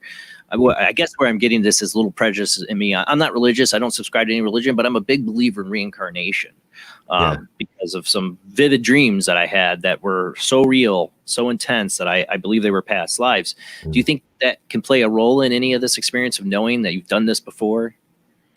Yeah, I feel that reincarnation is quite a biggie. I do believe that, because I just feel that for all there's so many souls, obviously, not just with animals or even insects. They've all got souls, and when all these souls go on to the next life, obviously they're not just going to they've got to go somewhere, and I figure that some souls actually remain on the other side, and they're there watching over it. I feel it's like I lost my mother last summer. She passed a year ago, and thanks. And it's interesting because I feel that she's still around me an awful lot. I feel her presence, so I figure that her role is to be doing exactly that. And that's where she is. That's where she's at. I don't know for how long she will be, but she's been there for a year now. So you come. I've heard people talk about reincarnation or near-death experiences that they're waiting for so many certain family members to come over before they all take another trip back to Earth and reincarnate. Yeah, exactly. That's what I feel as well. So I feel that ultimately, reincarnation is a big one, because we may as well, the souls may as well come back and go into a new body, into a new form, and it doesn't necessarily have to be human form either. You could come back as a cat, a dog, or a spider even. Come back as a cat. Come back as a cat. So exactly. The creeps your time is now. Cats have just got it sorted, haven't they? Completely. They do. Then they know. I mean, you talk about the people in hospice care where the cat goes into the room the person that's going to die. Because that cat knows they're the next. Like I tell you, man, cats look at you. They're like, yeah, I'd eat you if I was big enough. I love cats. I got a beautiful Siamese, but they creep me out too because it's like they have this knowing, and I would love to come back as a cat. That'd be great. Freak me out. We're going to go to commercial break here in a minute, but when we get back, I kind of want to get into, we're going to get, I have to think that moment you came back into your body had to be pretty painful and brutal. I mean, that moment, what was it like coming back into your body at that after this amazing experience? Yeah, it was obviously a huge shock to the system. And most people say to me, "Oh, did you regret that you come back?" And funnily enough, I didn't do. As much as I'd like to have stayed there, I didn't regret it because I just thought I was just so filled with the excitement and the joy of it all that I couldn't wait to tell everybody. And I just felt like I'd got a mission right from the off. I thought, right, why have they sent me back? There must be a reason. So, right. Yeah. You were given a choice. Like I said, some people talk about given a choice. We had a caller a few weeks ago say that we're given like 5 exit points in our life and like a predestination kind of ideal that we were 5 points in our life where we might be able to exit. You weren't given a choice. Obviously, you were thrown back in your body. And I would have to think from going from this loving, peaceful, I feel the energy of love to back into my body where my arm severed is a pretty brutal experience. Yeah, exactly. Well, they obviously figured that, I could take coming back because I did, so they obviously realized that to send me back was a good move because I wasn't going to come back and feel depressed about it and my life would get even worse. In fact, my life just turned around. So it was a good reason to send me back. And also I think that, that I wanted to communicate as much as I could about it, which is also something I think is important. All right, well, we're going to get into that, how it changed your life when we come back from this commercial break. And we'll open up the phone lines where you can call into the show. I'd love to hear about your own near-death experience, or if you have a question for a guest about it and his experiences and his abilities. We just saw some of his paintings, we'll maybe see some more, and his ability to write music or compose music after this that he never had. An amazing experience of David Ditchfield, author of Shine On, the remarkable story of how I fell under a speeding train, journeyed to the afterlife, and the astonishing proof I brought back with me from David Ditchfield. We will be back after this short commercial break.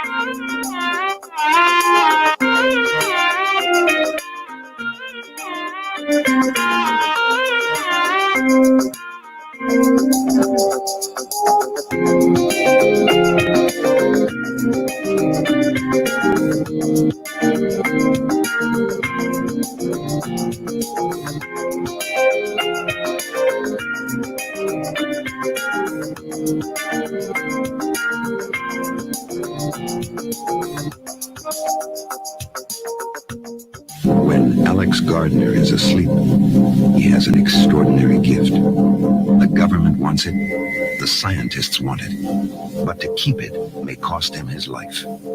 It might be better if Alex didn't sleep at all, but he cannot resist entering the dreamscape. Can you?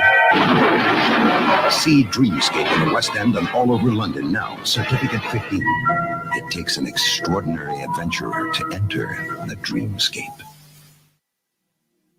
Do you wish for more paranormal and spiritual content? The Paranormal Chronicles magazine is a free digital magazine crammed with the very best in paranormal and spiritual articles and features. No sign-up, no subscription, just free reading and knowledge for you. Read today at www.paranormalchronicles.com/magazine. This is an Apex Studio presentation. Hi, I'm Barry, owner-operator of Barry's Barometer Barn. Lately, I bet you've been lying awake at night asking yourself, how many barometers do I really need? Well, at Barry's Barometer Barn, we think you need more than one. Otherwise, we're going to go out of business. Remember, at Barry's Barometer Barn, we don't know the meaning of high-pressure sales. Come on, folks, buy another barometer. I'm trying to put my kids through college. I've got a family to support and a secret mistress who isn't cheap.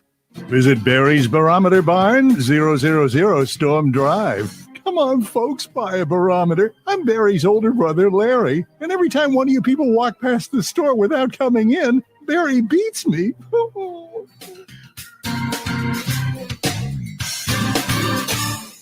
This has been a presentation from Tim Morgan's APAC Studio. For more almost professional amateur comic studio content, visit the APAC YouTube channel. Search APAC 2002. That's APAC 2002 on YouTube.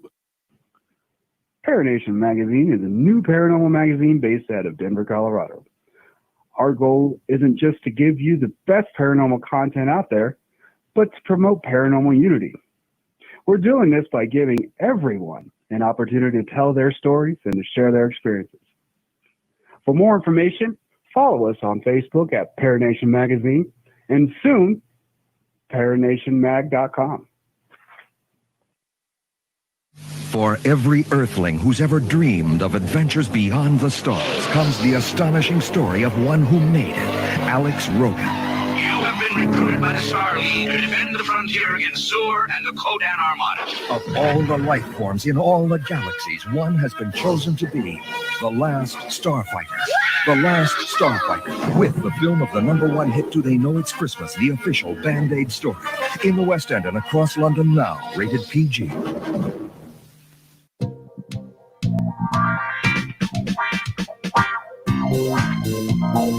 The night is alive. Join us and take a walk on the weird side when you tune in to the Kingdom of Nye, hosted by Heather Wade, the finest in late night talk. Listen live free weeknights starting at 9 p.m. Pacific time at thekingdomofnye.com, talkstreamlive.com, and the Paranormal Radio app. Wanna take a ride?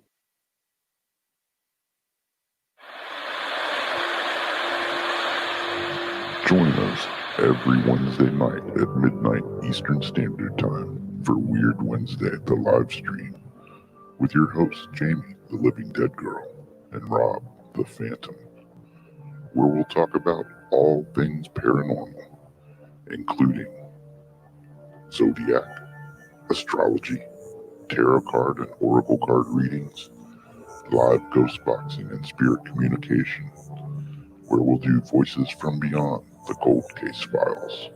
So we hope you join us live on Facebook and YouTube every Wednesday night at midnight Eastern Standard Time. We hope to see you there. Bye-bye.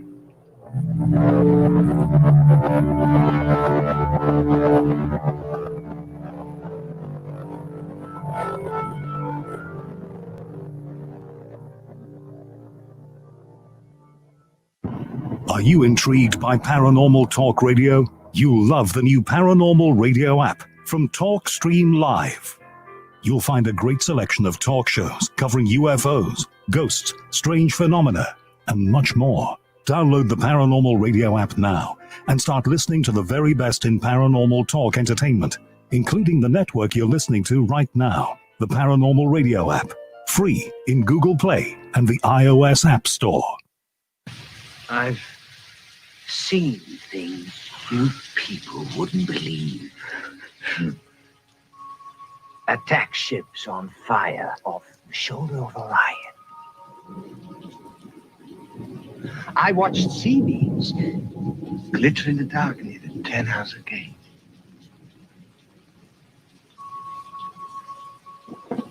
All those moments will be lost in time, like tears in rain. Time to die.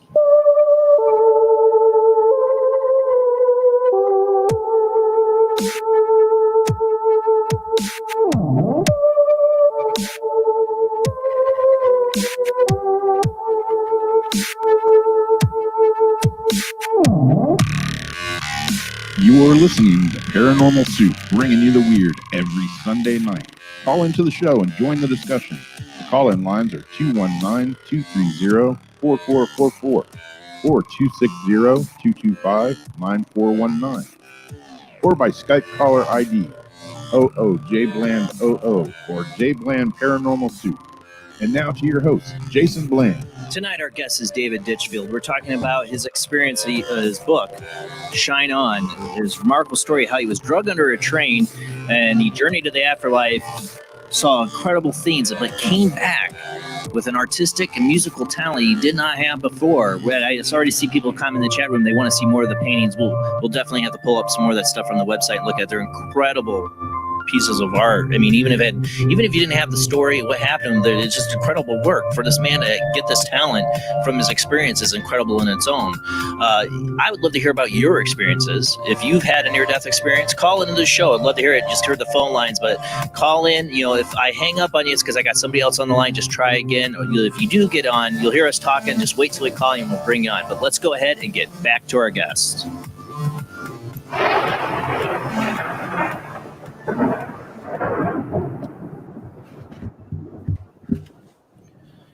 Thank you for staying awake with us, David. Yeah, it's a pleasure. So where we left off is you were put back in your body, basically, or you go back in your body, and there you are now alive. Let's go from there. Yeah, so there it was. And I remember my friend Anna suddenly came up and she said, "Oh, they're going to take you into theatre now to operate." And I said, "Okay." I said, "Look, Anna, I've got to tell you something really important." And she's going to me, "Yeah, not now." And I said, "No, this is so important. I've got to tell you." So she put her hand over my mouth and said, "Please," afterwards. I said, "Okay." So that's how infused I was to start talking about this. Anyway, they wheeled me into operation, and when I came through from the anaesthetic, it was about an 8-hour operation. I woke up in this. They'd given me my own room in the hospital, and I remember I was just lying in the dark there with this kind of machine, looked like an R2-D2 sort of thing, bleeping away. It was just me and that machine. And so I got all time to really sort of stop and process everything that had happened. Not just the near-death experience, but also the accident itself. So it's like a double-edged sword. Part of me was kind of thinking, wow, that was horrible. That was really horrific. And then the other part of me was just feeling more than that, charged with all this energy. I felt like I was still connected to the other side. I felt like there was like a cord was just like still reaching out to this place. And I just thought, how am I going to tell everybody about this? And are people going to believe me? And they've got to believe me. As I say, I figured I was the only person who'd had a near-death experience at that point because I knew nothing about them. I thought, that's not being sort of egotistical. It was just that was the reality of it all. But I just thought straight away, I said, I've got to do a painting. I've got to paint this. I'd never done.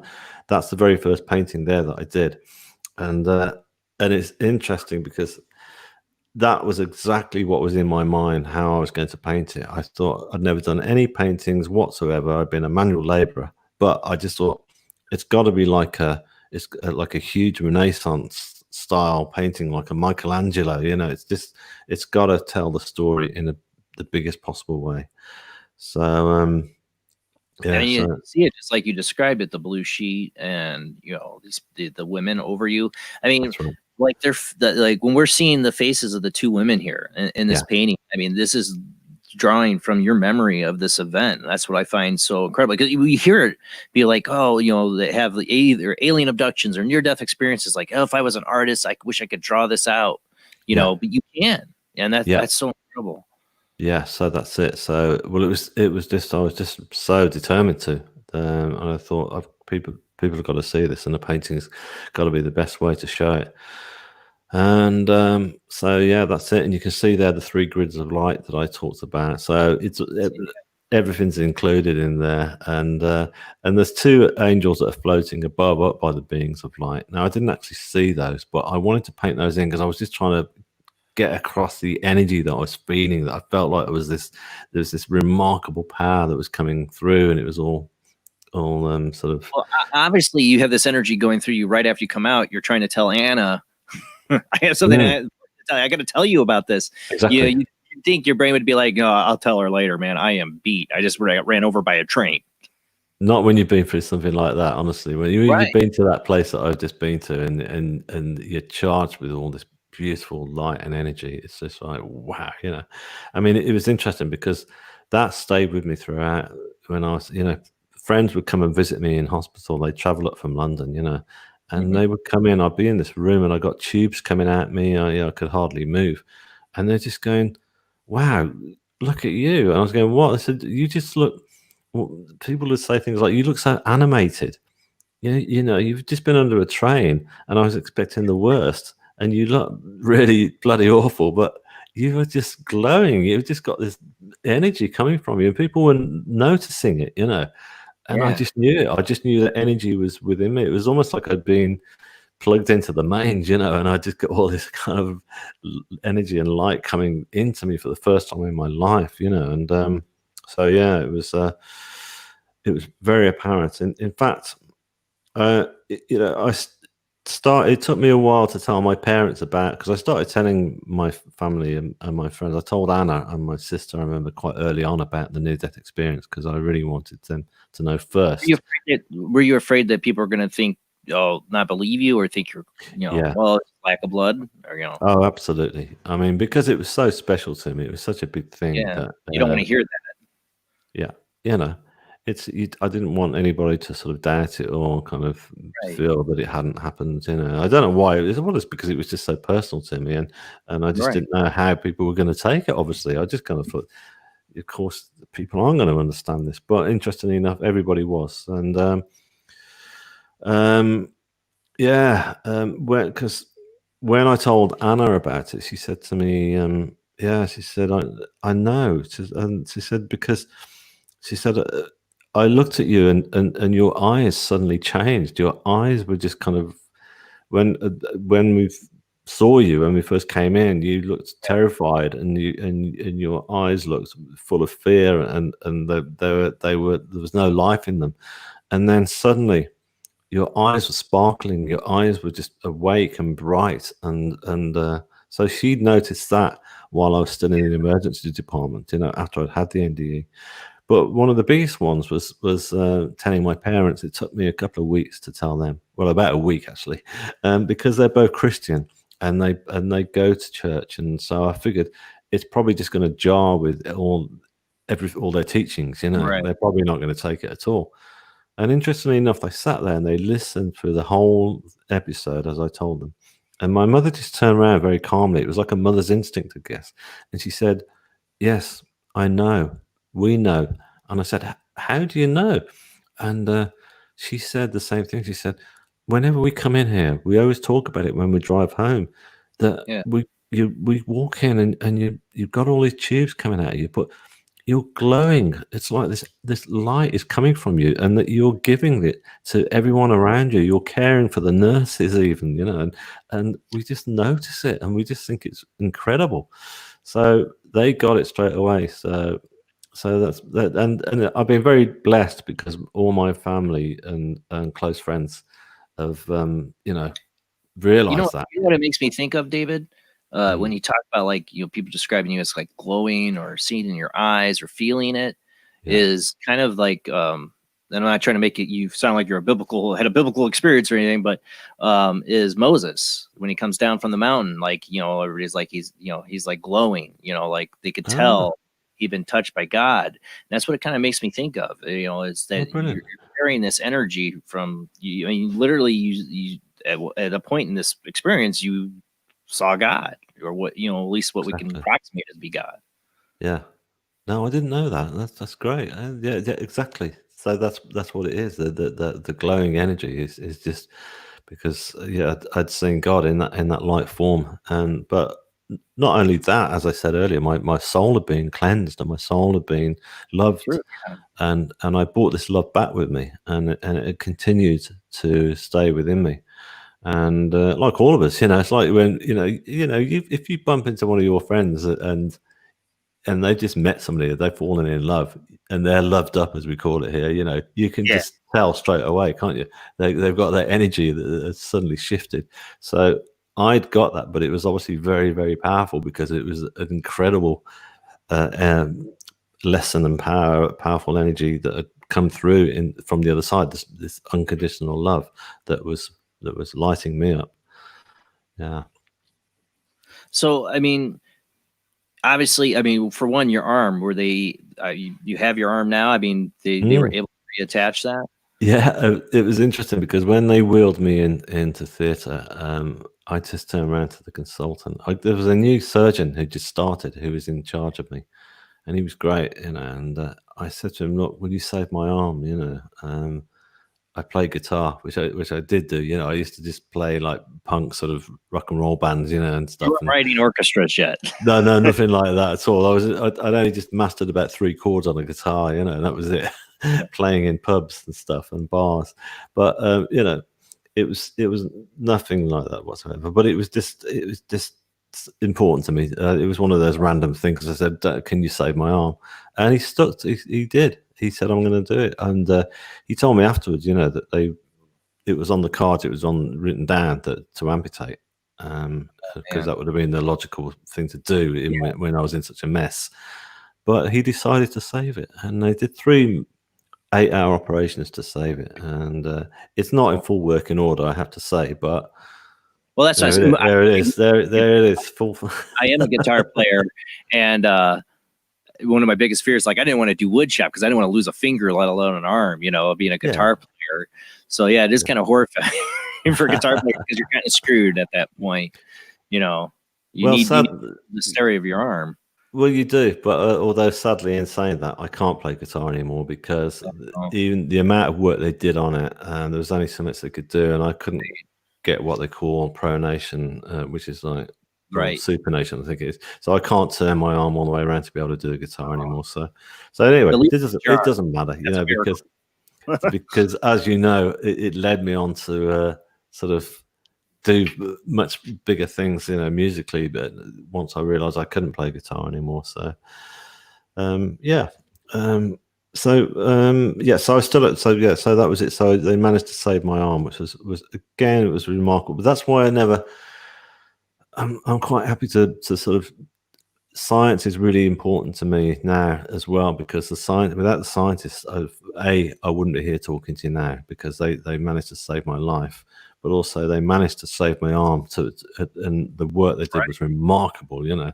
I mean, it took awful lot of occupational therapy, physiotherapy to be able to sort of use even my fingers again, you know, because all the tendons just all kind of tightened up. And so, you know, you just kind of like, you've got this tightened grip, but hey ho, you know, the recovery period was it was long, but funnily enough, this surgeon who stuck with me, he was turning around, he was going, "You're recovering at an incredible rate, you know, you're doing so well. We're really amazed at how fast you're recovering." And I knew that was because I was being healed. The energy you carried over too could have had a lot of part in it, you know. But the healing they did. So I mean, of course, you have this long road of recovery. Even if you are going quick, it's still a long road, you know, to recover some major accident like this. When did it start hitting you that I gotta paint this? You know, even knowing you really never did this before, you know, what started that? Yeah, it was an immediate thing. As I say, when I was laid on my own in this hospital room, and I just thought, I've got to do a huge painting. That's how I'm going to show the world what I've seen. And I remember my sister coming in to visit me, and she said, "Is there anything I can get you?" This was on the first night. And I said, "Yeah, can you get me a small sketch pad and a pencil?" So that's how quick I knew I wanted to do this. So she went, "Okay." So she brought that in, and I got the nurses to kind of like prop me up in bed somehow and just not prop me up, just managed to get this little pad, And so right there at the hospital starting it. Wow. So I've still got the little sketch pad and the very fine sketch that I did, and that was like on day 2 or whatever, you know. And I sketched it all out because I was scared at that point that I might forget everything. Of course, I never have done, but I was just worried, you know, it was just too big an event. So I knew straight from the off I was going to do this painting. And when I came out of hospital and I went home, and I went back to my sister's actually with her family, and I recovered there. And once I was strong enough, my aunt came over from Canada actually, and I was telling her what I wanted to do. So she bought me this canvas, this big canvas as a gift. So I got no option but to do it. And Right. so I was apprehensive at first about starting it because again I was worried that I wanted to get this right and I wanted everyone to see. Had you ever worked with paint or painted like this before? Nothing at all like this. No. That's incredible because I did do paint and I was into artwork in my teens and high school, and that I was really into it. And just to go into it with no knowledge at all of what you're doing and coming out with that is incredible. Yeah, I know. I mean, when I was a kid, I enjoyed sketching and stuff like that. But because of my lack of success at school, I was dyslexic and I was got learning difficulties. I just was never encouraged to follow it through. Because you needed academia to get into art school, so I never really followed it. I enjoyed it as a kid, but I'd never had any teachings to bring me to this level whatsoever. Right. I was being taught from the other side. I was being channeled. I was what I call channeling ideas coming through, and I still do whenever I'm painting. I totally believe in that because I had an really big artistic and musical side to me in my younger years. I know I don't seem like I'm old, but my younger years, I had and I always felt all the paintings I did and even the songs I wrote were all channeled. I've always felt that deep down. Anybody ever talks about channeling music, channeling art, I'm a total believer in that because stuff would come out of me I just couldn't explain. Some of it would be predictive. My songs, the lyrics, predictive of stuff that would have me. So that's why I'm really interested in this part of your story, how you feel you're channeling this artwork and the music. Yeah, it's something that I discovered pretty early on, one in the very first painting, because as I say, I was nervous about starting it. In fact, some friends of my sisters came around and they said, "Have you started that painting yet?" And I said, "No, I was putting it off." And I said, "There's not enough light or space here." And they said, "Well, we've got." They ran a Pilates yoga center, and they said, "We've got a spare studio going for a week. Why don't you come and paint there?" So I did, and I ended up staying for 2 years, and they didn't charge me a penny. They were amazing. So I produced all these paintings while I was there. I mean, I was called the artist in the attic. So guys were coming in for their yoga sessions, and they'd come up and have a look at what I was doing, and I would stop at the end of each day, and I'd look at my painting, and I'd go, "Wow, somebody else is doing this," And I used to sort of become fixated with it a little bit, David. Like after it comes out of you, you kind of like you can't stop looking at it because it's like, I don't know where that came from. Exactly, that's it. It's just so exciting, and it's just like I'm looking at it as if it's somebody's painted it and they've just given it to me as a gift, and it's like, wow, I love it.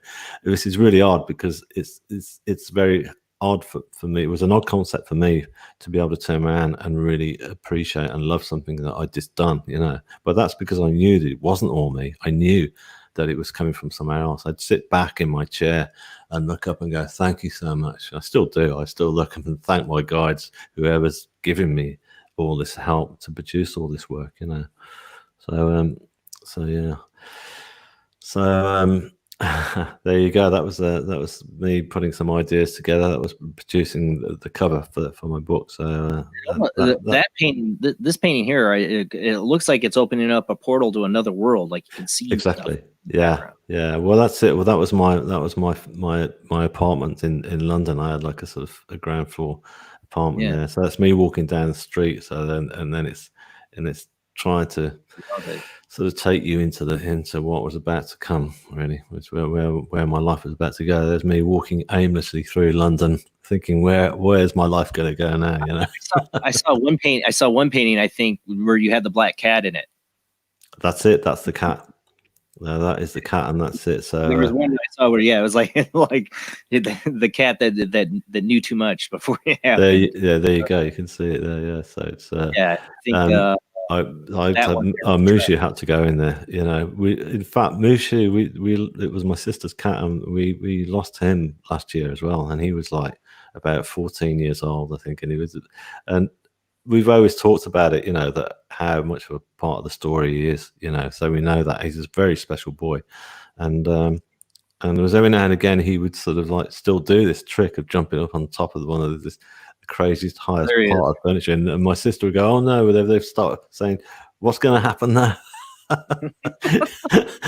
There he is. That's me Well, painting him about the there. cat, who's predicting, but I always Yeah. find that the animals like that know, especially cats, that they know. Yeah. I always find that Oh, they interesting. do. Yeah. Yeah. He absolutely knows. Yeah. It's remarkable.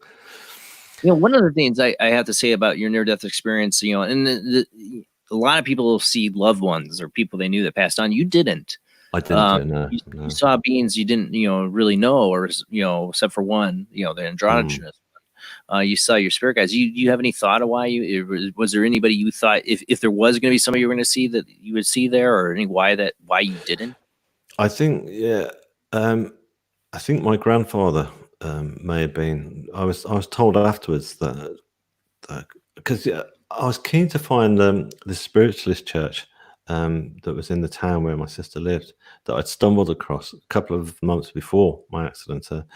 I'd been up to visit one weekend, and I was sat opposite this lovely couple, lovely old lady opposite me, and she was confused about where the station was, and I said, "Yeah, yours is the next stop."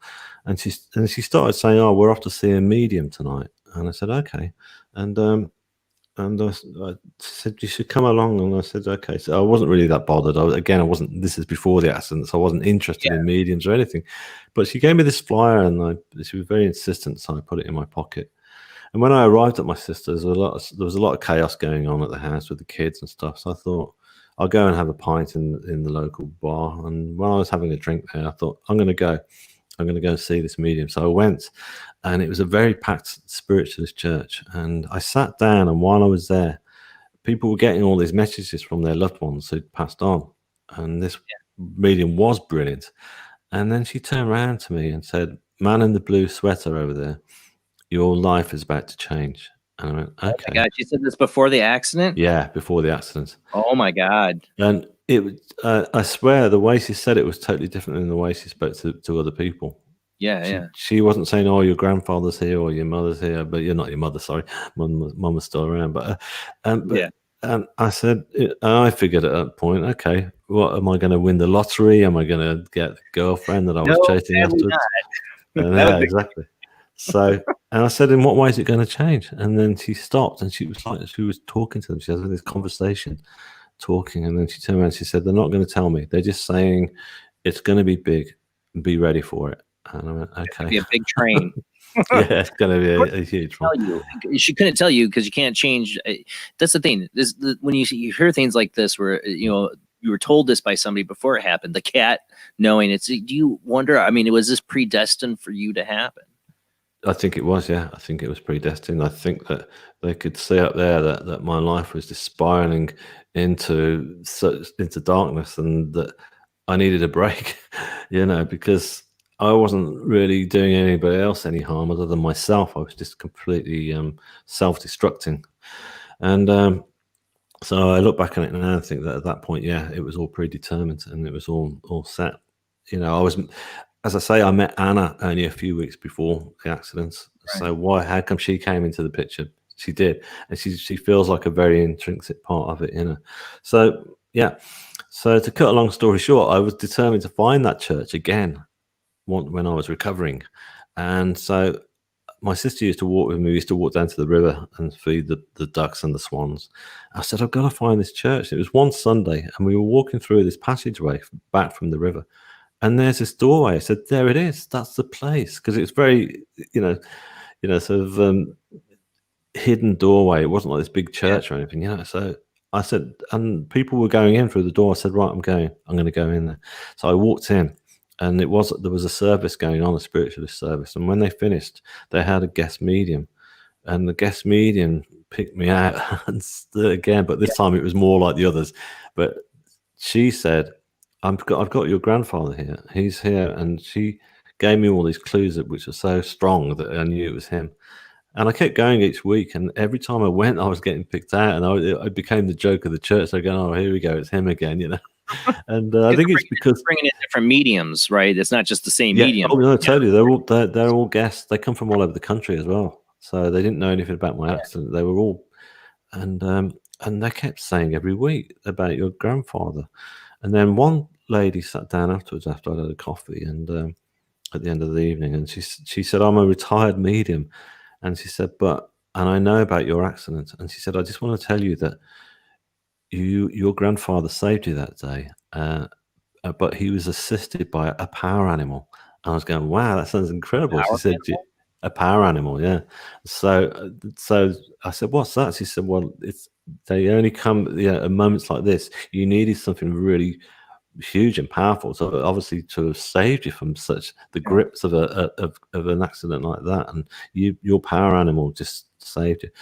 And then I also learned afterwards, I tracked down this medium eventually. She turned up at the church and she picked me out again, but she'd forgotten who I was. She didn't remember from me at all. Is this the one that first told you your life's going to change in a major way? Exactly, yeah. And she was brilliant. She was saying, why am I picking up shredded trousers? I don't get it. What's that all about? And so she was fantastic. So we chatted afterwards, and I knew she wasn't sort of lying, because I said, you may not remember me. And then I told her about the accident, and she went, oh wow. She said, well, I do tarot card readings and stuff. I'm happy to give you one. And I said, oh, that'd be great. And she said, there's no charge. I want to do this for free. You're amazing. So I said, great. So she gave me this tarot card reading, which was brilliant. And straight away, you'll like this bit, because I know what she said when I walked into the room. She said, before we even started, she said, you've got all these cats around you, and they're all kind of rubbing up against your shins and stuff. And every single one she described was all the family cats we've had in all the different colors. Oh, wow. Which is lovely. But then she said, this is an amazing bit. This is my power animal. She said, your power animal's with you as well. I said, wow, what is it? Is it a huge bear or what? She said, no, it's a lioness, and it's just stood calmly at your side, and it's just there, just kind of sat next to you, kind of like guarding you. And so that was really beautiful, yeah. So big cat. So there we have it, yeah. So she called it. I mean, in the when it all comes down to it, she called it totally. Your life changed completely from this major event. I mean, she called it before it happened. So I mean, I would definitely take interest in what she had to say afterwards. Well, that was it. I was just when I told her about it, she kind of she took it as a matter of fact. So that was great. That's what I loved about the Spiritualist Church. They got it straight away. And once I started talking about my near-death experience, they were kind of go, oh yeah. You went to the afterlife. That's fantastic. I mean, they loved it, but they discussed all these issues and stuff. So so that was lovely. There was, because I needed that kind of affirmation. You know what I mean? And not confirmation, but I needed to be amongst people that got it and understood it, so I could try and process it a little more. So and when I was there, they said, look, we do spiritual healing, and and I said, oh, what's that? And they explained, well, come along and see. So they said, you look like you need it, because at that point I was still pretty mashed up, from the accident, right. And so I was having spiritual healing, which I still do. I go, and it's fantastic. And I learned from that healing that there was most of the healers are mediums as well, so they would give messages through from the other side. And that's when I learned about the music, because they were turning around at the end of the sessions, and a few of them started saying, why am I seeing a violin placed across your chest? And I was going, I have absolutely no idea. And then another one saying, I'm hearing Beethoven, Wagner, and Bach. I was going, okay. And then another would turn around and say, then you're going to write, they're telling me you're going to write a piece of music about your experience. Brilliant. Okay, I'm going to do that. So I went home, and as I say, I couldn't play guitar anymore. So I thought I was going to be writing a 3-minute song, because that's all I knew, pop songs or whatever, So I got this old synthesizer out the cupboard, and I started trying to play that, see if I could get something out of it, And this song just wasn't coming. It just wasn't happening. And then one afternoon, I just was playing around, and this chord progression came through, and it just sounded really nice. And I got this synthetic string sound on the synthesizer, and I recorded it into a cassette recorder. That's all I got at that point, And I thought, this is the same again with the paintings. I knew I'd been helped, and I thought, this sounds beautiful. This is not me. This is they're helping me again. So I just developed it and started. And I thought, no, this is the piece of music she was talking about. And it's not going to be a pop song. It's going to be something that's got to be played by an orchestra. And I had that same drive inside me to believe that I could pull this off. And I'd met a cello player who used to come into the yoga center for yoga, and she used to come up and look at my paintings, and we became friends. And we met for coffee one afternoon, and she said, "What have you been up to?" So I told her about this new piece of music, and she's quite spiritual as well. So I said, Yeah. "I think this could be played by orchestra." And she said, "Oh, maybe we could do it one day, you know." And I thought, I'm going to hold you to that. So I developed it up, and my brother, who's down in London as well, he turned around and said, "Look, I've got this. I can help you out here because I've got this software that you could attach to your laptop, and when you play your keyboard in, it will transpose the notes into musical notation." Oh, yeah. So that's how I did it, and then I just printed off the score. I started hearing all these different instruments coming through. I was hearing, like a horn sound, and I didn't know what a French horn was at that point, but that's what I was hearing. And I learned obviously what all the instruments were, and then I just wrote them all in. And just do it on your synth and translate it over to music. It's not like you came across and you suddenly could write the actual notes, and you still can't read music, right? No, I can't read or write music at all. But as somebody who's a musician, I took music theory, and I learned some of the notes. I never could comprehend it, like the actual notes and the stuff like that. But man, I could write songs. It did just come out of me, and it'd be built inside my head. I didn't even dream about songs, and wake up and play it. This is what I find interesting, because I had a muse, is what I used to call it, something that would channel through me and I'd write these songs. I lost it. That's what I find really interesting when people have experiences like you that agree that it's something channeled. I lost mine at some point. What's weird is I lost mine. The last songs I really wrote were the theme songs, like the intro song to the show, and like the intro song to when we come back from commercial break, when I bring the guests. Those are all the last songs I ever wrote. Oh, brilliant. Last music came out of me is like, my muse is like, you're going into a new path. Yeah. I'm not going to be playing bands, and I'm not going to be doing the stuff I used to do. I have kids now and that. And the show is my new creative path. And I swear everything it taught me music wise, and the muse that kept me interested. I wrote these songs. I wrote a song called Roads Chosen, and I look back at the lyrics to it. I'm like, it's totally telling me I picked a new road, and this is the road in life I chose. There's just something about creating music that just opens you up. I swear, to be predictive and to be communicating something from another realm. I'm a huge believer in that. God, it sounds like you definitely are. That's brilliant that you are. That's great.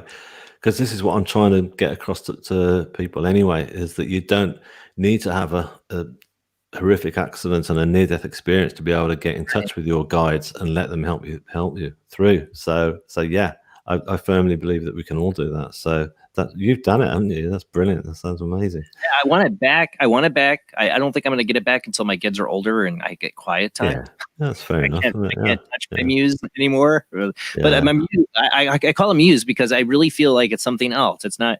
It comes from me, but there's something else that always was there. Yeah, I could feel it. It's like the Force for a Jedi. I could feel it there. Yeah. Tell me what to go to, and just in Poland, and not just the music, the lyrics. I would never just take a poem and try to fit into a song. No, the lyrics always came out of the music. Yeah, and, it's just being somebody that's done music and played in bands back in the day. It's just something I'm very passionate in believing that we are channeling. So I think writers do too. I think Stephen King does. I think people channel things in all kinds of ways when they are creative. Absolutely, and I think a lot of it is to do is you see when people are successful that then they roll them because they're in the moment. They know that they're good at their game, and so they can focus on it and they can let it all come through. When you're not successful, it's very hard for you to channel these ideas because you just feel like you're no good at it, and you look around and there's so many other people succeeding, and you think, oh no, I'm not really that good at this. So it's very hard to let it come through. But I watched a documentary only 2 nights ago actually on about there was a UK band from the 70s called T-Rex, and it was just a documentary about them. Yeah, and Mark Bolan was amazing because they talked about his early days, and you could tell that he was struggling creatively to get his ideas across. He was trying every single sort of way of getting through, and then it just suddenly happened for him when with T-Rex, it was just the right time. The stars were aligned for him, basically, you know, for it all to happen, and he just kind of managed to fall right into the beginning of the 1970s with his sound. And then when they interviewed him, you could tell. I thought, you're channeling, because he sat there and the success had already happened for him, and he's been interviewed, and he was going, oh man, I sit down, and he said, and I just pick up my guitar, and it's not me writing these songs just come. I don't know where they're coming. They come from the heavens. And he was talking in a different way, but he was just saying, and I thought, you're channeling. You are channeling music. I hear that from a lot of artists. Yes, I'm a big fan of the band. Yes. Yeah. You know, I can't think now. I lost the name of the main songwriter, singer, but he's like a believer in the fairy realm. Yeah, he's a big believer in the fairy realm and being channeling music. And I mean, the music that comes out of Yes is amazing. Yeah. Exactly. So yeah, I'm a big believer in that. Yeah, me too. Yeah. So yeah, but waiting on the phone line. If you're all right, taking a phone call here before definitely. Yeah. Break. We got Zach on the line. How you doing tonight, Zach? I'm doing pretty good, brother. Had a great weekend. How about you? Doing good. And I hear the dog too. He's saying hi. Yeah, that's my fiance's dog. He's being very rowdy. I'll keep it just to one question just for tonight. So, hey, David, nice to meet you, man. How you doing, Zach? So, doing pretty good. I'm hearing about your experience, and my question goes along actually with a near-death experience, not that I had, but one that my manager at work actually had about a month ago. He got into a really bad car accident, and he had to go in for surgery. And the biggest thing that he noticed is that when he was having his experience, he was having severe head pain. And he actually looked down upon himself on the surgery table right there. He could see himself, and then he looks above and he sees a light right above himself. He goes back down into his body, but then it happens again. He's still having this severe head pain. Looks up, sees the light, looks down, he sees everybody operating on his body. And of course, after the experience, he has been told that he actually died twice when he was on the table. So my question to you is, after your experience you said you had your arm severed, you were in an incredible amount of pain. When you were having your experience, did you feel this same kind of pain while you were undergoing your experience? No, not at all. I felt no pain whatsoever. It all completely dispersed while I was having my experience. So yeah, it had all gone. So, I think that's a more common experience for people near death, Zach, too, is that they usually describe the pain's gone. Like they're fine, they're better than they ever were, is usually what I hear. So it's interesting that your friend could still feel the pain during his near-death experience. I think that's more unusual.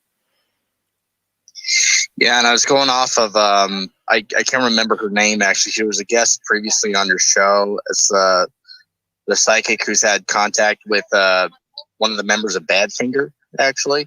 And she mentioned how yeah, she described how like some in the afterlife actually, if they're like cremated or something like that, that they could still feel that pain on the other side. Yeah, she was telling, don't be cremated. Don't be cremated is what she was saying. And I'm like, ooh, my body doesn't mean anything cremated. Yeah, that's an interesting thought. Thank you, Zach, for calling in, man. Absolutely. Thank you so much, David, for answering my No worries. Yeah. Cheers, Jack. Can't wait to hear more of you, man. Thanks, Zach.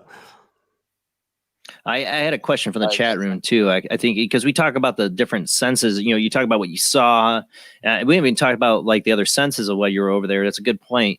Let's see. Royal Howard here says, Jason, can you ask David if during his NDE, did he notice any smells like flowers or earth? That's a good question. I mean, was there other senses, you know, that you were experiencing? That is a good question, actually. Yeah, I didn't notice any smells whatsoever. It was really... It was all, a lot of it was visual, but a lot of it, as I say, was a sensation of love and warmth. But I didn't actually notice any smells. I don't know if other people have had that. I'm not sure.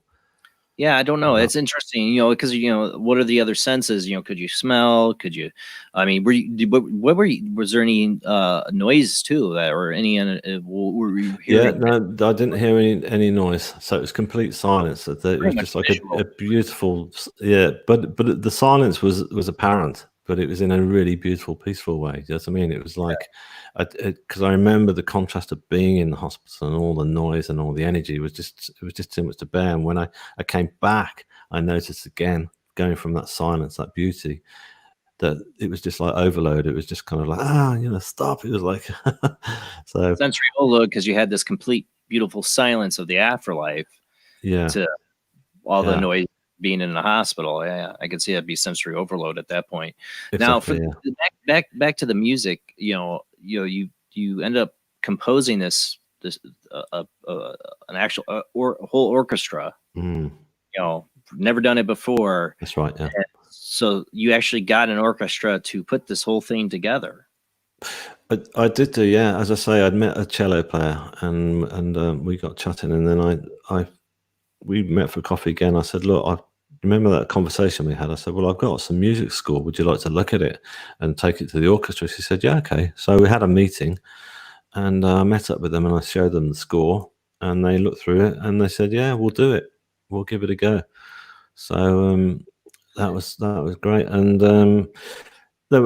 I remember going along to the first rehearsal, and I was just, thinking, there was part of me just felt charged with all this confidence in the same way as I did with the paintings, but it was a part of me was feeling a nervousness about it, thinking, well, this is, you walk into a room and you're faced with the whole orchestra, and it's like I was really out of my depth, if you like. You know what I mean? It was like I come from a rock and roll 3-chord wonder guitarist and a working class background to like this very highly educated middle class arena, and a whole orchestra just looking at me. People have gone to school most of their life for music. Yeah, well, they'd all been well trained and stuff, and not only that, I realised afterwards when I spoke to the conductor, he said that, even if you're with all the education you've had, to actually write a piece of music for orchestra is it's a high bar, and so anyway, so I walked in, and the conductor turned around and said to me, listen, he said, oh, the composer is here now. And I thought, the composer? I thought, what? Is this me? So he said, David, would you like to say a few words about your music? And I said, no, that's fine. You guys just carry on. And he said, no, come on, let's talk about it. So, all right, okay. So I stepped up and faced them, and I told them it was about my near-death experience, and everybody just listened. They wanted to ask questions, and everyone was very intrigued by it all.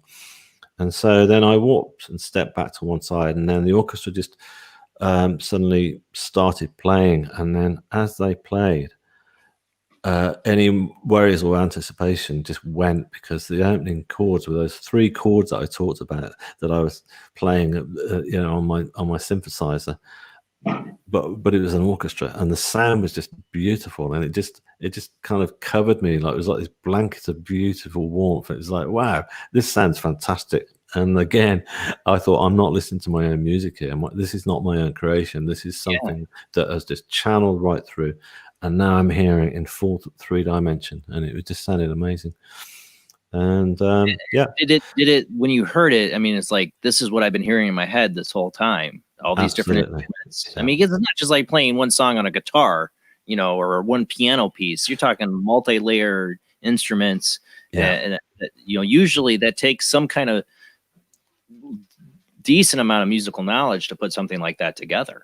Yeah, exactly. It's this is what I say when I chatted with the conductor afterwards. I said, oh, you must have written stuff yourself. He said, no. He said, I wouldn't even attempt it. He said, do you realize what you've done here is just kind of amazing? He said, he was interviewed on the BBC News, because the BBC, basically what happened was they said to me, look, would you mind saying a few words to the local press about your piece? That's what we normally do to advertise our concerts. And I said, yeah, sure. And I started chatting about it, and they loved it, the story in the local press, and they made it into like a half-page feature. And then from there onwards, the phone didn't stop ringing. And then the BBC wanted to come and do an interview with me, and so the concert sold out 2 weeks in advance, because suddenly the coverage had really built up. And even with that, I knew that I was being helped. I thought, you're helping me with this, aren't you, to make this happen? And so I decided I wanted to get somebody to sing as well. I thought I want somebody to sing the lyrics and to really get it across in the final movement. Yeah, so the 3 movements all together, and in the third and final movement, I just wanted to, so I knew this guy called Julian Merson, and he's like one of the best tenor singers in Cambridge, and so I got his number, and I thought he'd probably know somebody who would do it. I didn't think he would do it. So I went round to see him, and he looked at the score, and he was going, "Wow, this is great," And he turned around to me and said, "This is remarkable. You've stepped out of your comfort zone here and done something great." And he said, "I'll sing it." And I was going, "Really?" And I said, "Yeah." And he said, "I'll do it." So he did. And he's got a voice like an angel anyway. So he was just brilliant. And and the performance was just magical. I mean, it was just like that. My family and I, we were given like front row seats, and so it was lovely. We sat on the front row there, and when my piece started, there was slight anticipation again. I wanted this to work. I didn't want it to all fall apart, but I just enjoyed it. I just enjoyed the trip, I just sat there as if I was watching my favorite band, and it was lovely. And then it finished, and my mother just turned around. She got tears coming down her face, and she said, "Oh, that was just beautiful." We hugged, and then my sister said, "David, look behind you." And I went, "What?" And I looked round, and there was a standing ovation, and it was just people were just standing up, and man, it was just. It wasn't so much just like a huge ego lift. It was more like a beautiful event, that I wanted this. I thought I've just finally got the whole story across to a packed audience through music, and it was great. And the whole of the people from the spiritualist church, all of them came, the healers, the whole lot, and they were the first to stand up, and they were all there. They know the meaning. Sorry. They know the meaning of it. Absolutely, yeah. They just said it was just so powerful. One of the mediums turned around to me and said, did you realize that just before the baton came down, it started that a dove landed on the windowsill?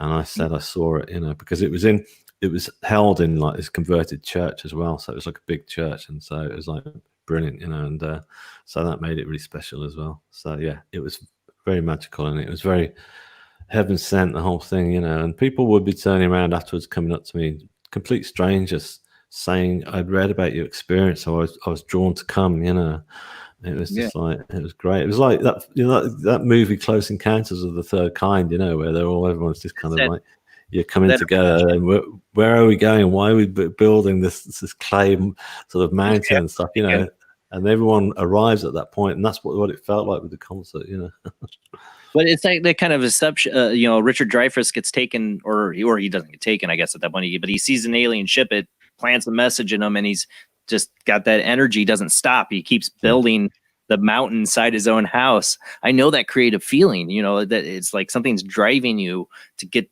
this out. I always like, I don't know, like I said, I mentioned Stephen King before. I'm a big fan of Stephen King's novels, and I read his book on writing. And he described writing his stories as something that's already there, but it's like a fossil. You have to gently, clean the fossil and everything. And you can't go at it with a pickaxe or anything. You got to gently uncarve the fossil, but it's already there. And I always thought that was really key, that, a lot of his stories and stuff, that he knows that he's channeling something there. Yeah. You find it in all forms of art. I really do. We talk about on this show, sometimes we talk about in dark ways, like with Beyonce saying that she's this other person and channel something, like, someone might go a dark path to channeling something. I don't know, but there is something to creative art and music and writing that we're digging something up. You think about the idiot savant children too. You have your near-death experience come back with this talent. Well, there's children that at a very young, early age are able to write symphonies or play instruments or be so creative and should have no knowledge of how to do it. Yeah, no, you're absolutely right. That's one of the first things I saw, actually, was when I came back out of the hospital, and I went online to see what I could find out about what had happened to me, and that's when I learned what near-death experiences were. And then I found this painting that a young child of about 6 years old had painted. She'd had a near-death experience, and it was great, because it was almost identical to that one that you put up of mine earlier, but it was just like in a very childlike form. It was like a Picasso version, if you like. Picasso always said that he wanted to re-educate himself. He wanted to be able to paint like a child again. That's all he was aiming for throughout all the later years of his life. Because children paint honestly. There's no pretentious. They're not aspiring to anything. And so this painting that this small child had done was just really honest, and it was like stick arms going out over this body, and then this body was laid on this table with 4 sort of legs going down, and then the blue cloth was there. It was like a square blue cloth. It had a blue cloth in it. A blue cloth, totally the same color blue. And then 3 figures either as well. So there was one at her feet, and then 2 either side, and then there was like this what looked like an ice cream cone flying through the air, and that was obviously the tunnel of white. Right? Yeah. Yes. So there you go. So that was remarkable. Through a child's eyes, you're seeing something exactly pretty close to what you saw. That's got to be pretty eye-opening and awakening to you. Well, it was really powerful. I remember calling my sister into the room because I was still recuperating there, and I said, "Come and look at this." And at that point, it was all a big part of my life. And then she welled up with tears. She was going, "I can't believe it! This is amazing. It's like your painting. It's just like." It's like everything you've talked about. And I said, exactly. And that's coming from a child. And that's the honesty and the reality of a child speaking there. It's an honest, children aren't going to, just make up some kind of experience like this when they have a near-death experience. And for it to have so many similar aspects to yours, that's pretty incredible. Now, we got to go to our last commercial break here. When we get back, I'd like to talk to you more about if there's any, looking into near-death experience and being, after your experience, if there's any other people have experienced that you've had similar. I mean, everybody has their own kind of experience, but similar things like you did with this child. I'd like to talk about that. And the phone lines are still open, guys. You can call into the show if you've had an experience. I see some people comment in the chat room. They've had experience. I'd love to hear about it. Share with us tonight. That's what we do. We share our experiences. All right, guys, we'll be right back.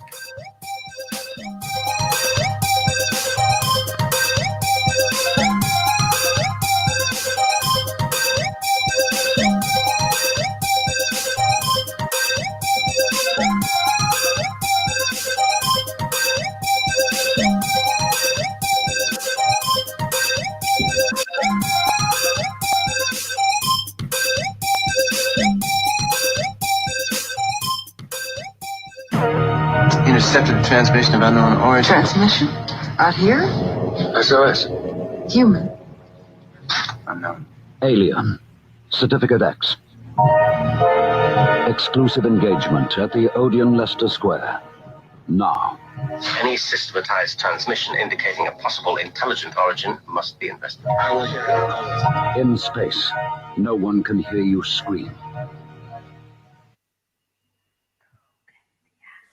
The international chart-topping Haunted Horror of Haverfordwest has been described as terrifyingly real, a must-read, shocking and chilling brilliance, genuinely worrying, utterly frightening.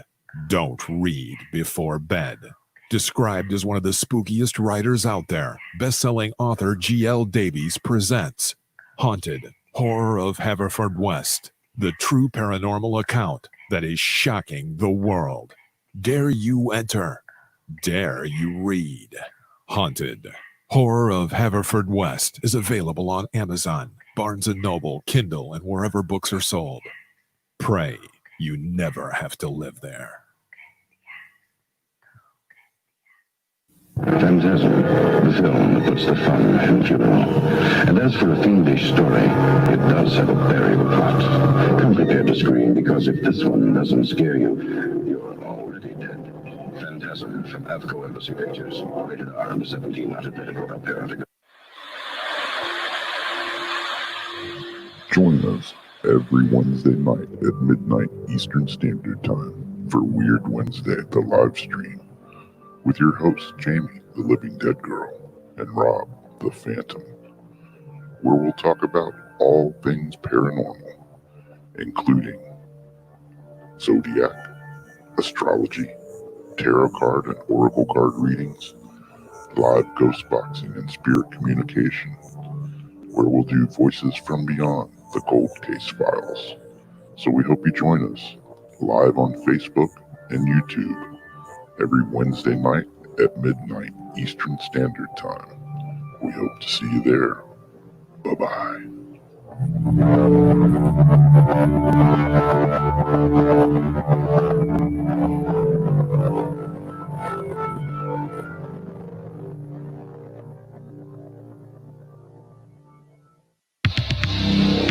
This fall, a new hard-hitting police drama is coming to Friday night.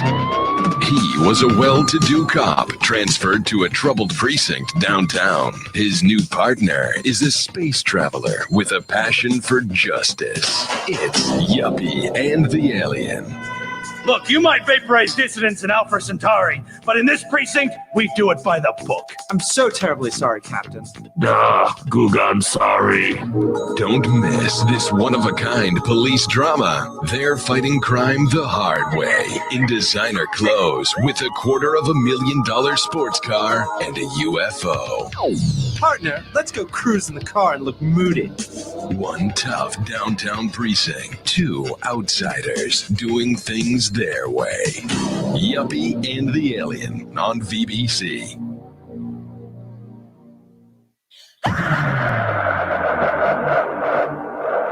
If you are interested in discovering the truth about the paranormal and want to hear from leading researchers in the field, join Justin Brown on his 3 weekly shows named My Paranormal Soapbox, Necromancer Live Show, and the Supernatural Symposium, live on Facebook, YouTube, and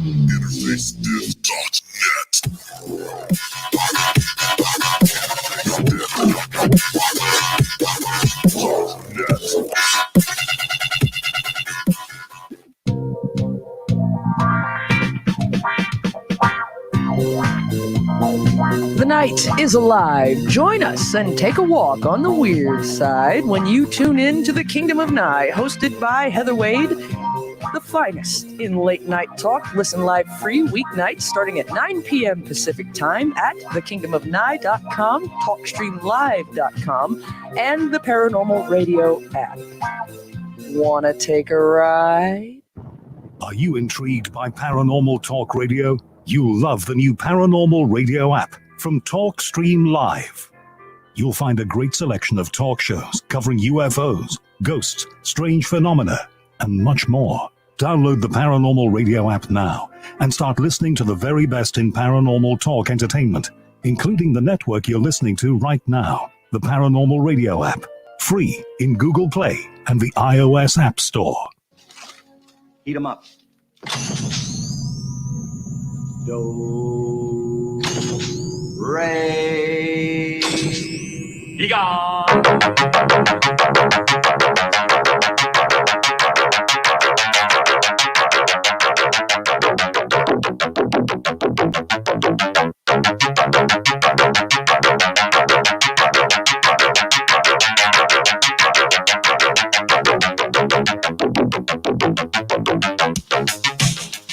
You are listening to Paranormal Soup, bringing you the weird every Sunday night. Call into the show and join the discussion. The call-in lines are 219-230-4444 or 260-225-9419. Or by Skype caller ID OOJBland00 or JBland Paranormal Soup. And now to your host, Jason Bland.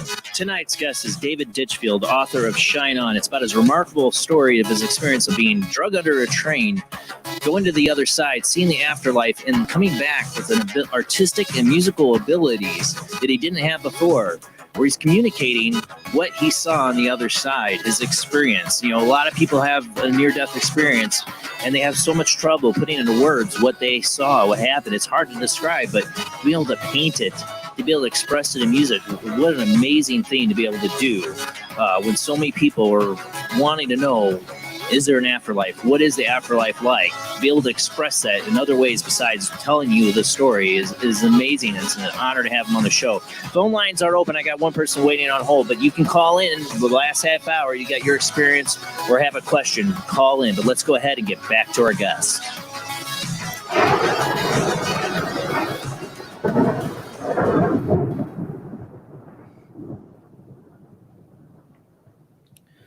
We got somebody waiting on hold here. I'd like to get to this phone call, but after the phone call, I have had people asking about a couple of the paintings I've seen us showing tonight, and I do have kind of some questions too on those. We'll get to those, but I want to take this phone call here. We got 405 area code. Who do we got? It's your buddy old pal Tyler. How you all doing tonight? Hi, Tyler. Thanks for calling in. Happy 4th of July, everybody. I'm so glad I'm able to kind of share this little experience I've had, because I have had a near-death experience myself, but I didn't have what you had, sir, which was a lot of love. You experienced something miraculous, and thankfully you're alive and able to talk about this tonight. Oh, pleasure. Thank you. Yeah.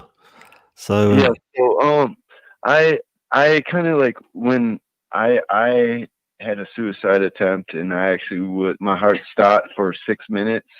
Within that 6 minutes, I had like I experienced the first I say the minute, 2 minutes, I could see my body on the outs, and as I was descending, and I just went into like a dark spot, and all I could see was these orbs, and I just felt sadness and depression and loss, but I couldn't see nobody, but I could hear everybody screaming and asking for help. And then all of a sudden, boom, I got pulled through a tunnel vision.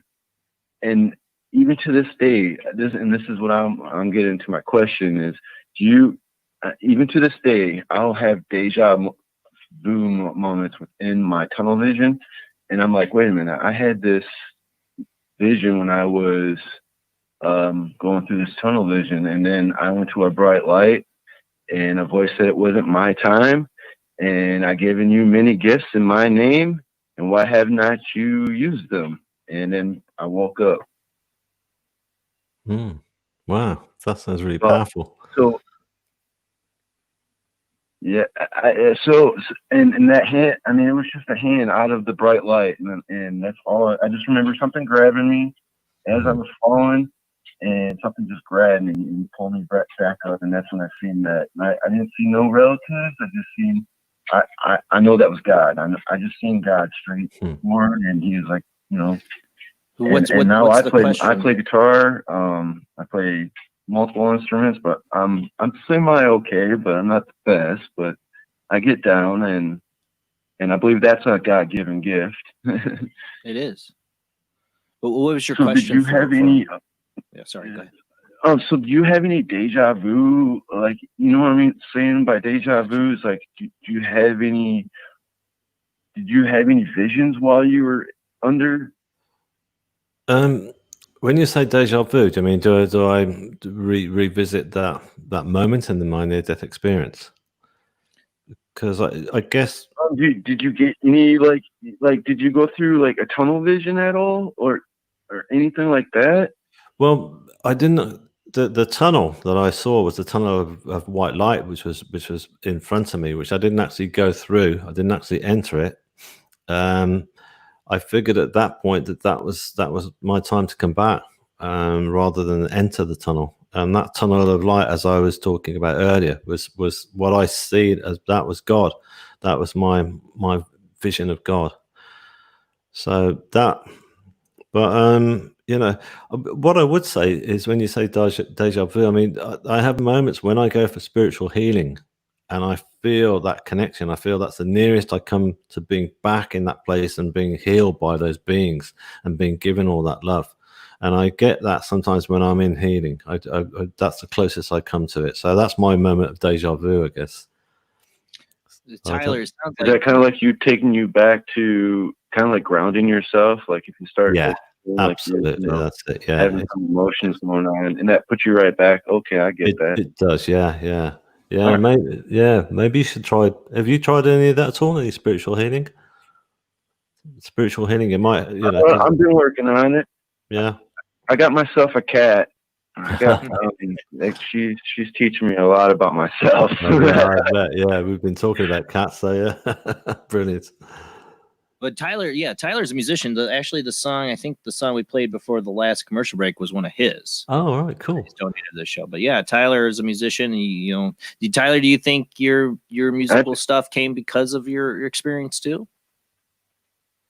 I think so.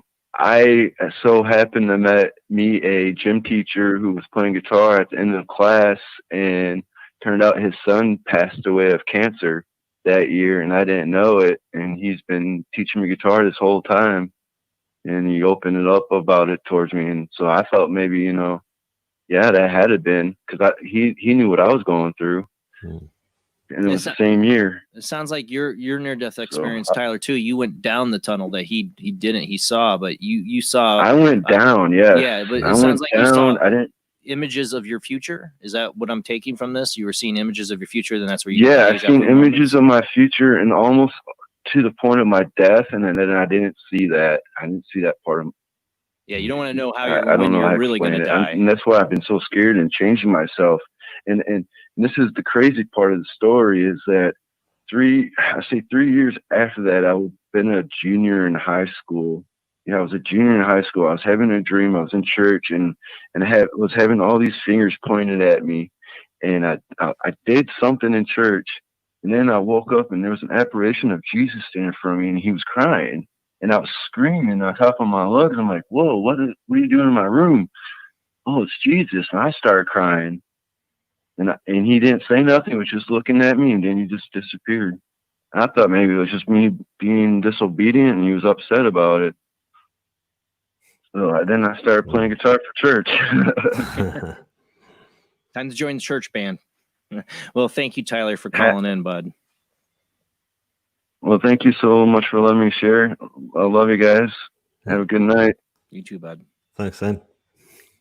Well, he's talking about seeing Jesus. I know this is one of this painting here. Somebody was asking about this one. Yeah. Yeah, that's interesting, because I was just thinking about that just as Tyler was telling us his story, because I had a similar thing.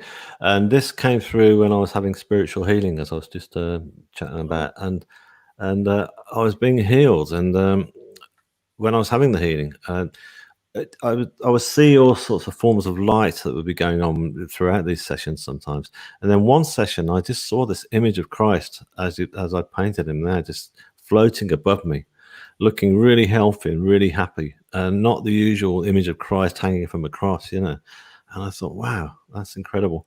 And I came, they grounded me after the healing session, and one of the healers turned around to me and said, "Oh, you had Christ with you there." And I was going, wow, that's exactly what I saw. So I thought, I've got to paint him now. After that, it was like the two of us having the same sensation that Christ was with us. Kind of interesting what's above Christ there. Kind of looks like a UFO. Yeah, yeah, exactly. That's what people say to me. It's a UFO. But that is actually some of the light that I saw within the healing sessions. I'd see all those kind of lights. Looks like me. a UFO. But yeah, I know. Yeah, it does look like a UFO, doesn't it? I mean, I was just, again, when I do these paintings, I don't really figure them out too much. I was just painting him, and I knew I wanted to give him a halo. And I thought, I'm not just going to give him the usual halo that you see in the Renaissance paintings, just a fine white line. I wanted something really powerful. And so I was drawn to be guided to paint what I'd seen, and those were the lights, and I wasn't thinking UFO at all. But yeah, you're not the first to say that. A lot of people say that, so maybe. That's my question when I saw this painting when he brought it up earlier. I'm like, is that a UFO above Jesus? That's my kind of painting. That's great, though. I love the fact that people think it is. That's fantastic. Yeah. So that, like, when you paint this, you're trying to get as close to it looks so real that so for somebody who didn't have any training in this, it's such a beautiful painting, and his face looks just so real, and like there's a meaning there. I don't know. It's very, very beautiful painting. Thank you very much. Yeah. I was pleased with that. Yeah. I mean, it was just, I wanted to have him floating, not just above me, but above the river as well, because the river is right next to where I live and stuff. So there you go. That's and where I live in Cambridge, it's just totally flat, and I'd never seen that before. I'd been living in London, and I was living on a hillside, and I'd grown up in the hills, and I couldn't get over this flat landscape. And so there you go. So it's just this kind of like total one dimension, if you like, this of flatlands and river, and there he is with this dramatic sky. And that sky, by the way, I took that because when I wrote the lyrics to my music, I wrote them on the beach, and I was on this beach, and I'd seen a meteor shower the night before I wrote the lyrics, and so that's how the sky looked. So I incorporated that sky in from what I'd seen over the sea. So there's quite a bit going on there, which is all, lots of images and memories of what was going on at that particular time. Yeah. It's interesting though, after this experience that you are having, you're not a medium, you're but you are channeling something. But you are channeling something, information. The picture, like Jamie, I saw you commented there, the eyes in this painting have so much depth to them, even though they're at an angle and a little bit away from you. There's still like such a feeling in those eyes, like you really capture something here. Great. Yeah. Well, I wanted to also capture, as I say, life and energy, and rather than Jesus is this worst moment hanging from a cross. This is that was his bad day. They focus too much on the cross. I'm not a Christian, but I always think they always focus too much about him suffering on the cross, and they should focus more on the rebirth. Coming back. That's the important part. Exactly, that's it. And so there he is, coming back to visit me. And so that stayed with me, and that restored my faith in the whole ethic of God and Christ. It's that painting, I call it my realization of Christ. And so that had to be done. You didn't there he is behind me. That's him on the wall there. Yeah, watching behind there. Yeah. But it's interesting. I mean, it's like you got really involved in the spiritual church. I've had a lot of guests tell me you should look into a spiritualist church, because I've always said I'm always jealous of people who get to go to church and have a faith, because I'm agnostic, that I question everything, but I'm a spiritualist. I believe in the afterlife. I believe in I believe a higher power, God, saved me from a dark being that tortured me at one point. I believe in all these things, but I don't belong to any particular faith. I don't have any particular solid belief in anything except that there is an afterlife. And a lot of people are like, you should really look into a spiritualist church. So you feel like this helped you? Yeah, totally. Yeah. I've been along to various churches and stuff, and I've never felt that it was right for me. And because the teachings and the faith all kind of, the gears grind with all what I'd learned and the love from the other side.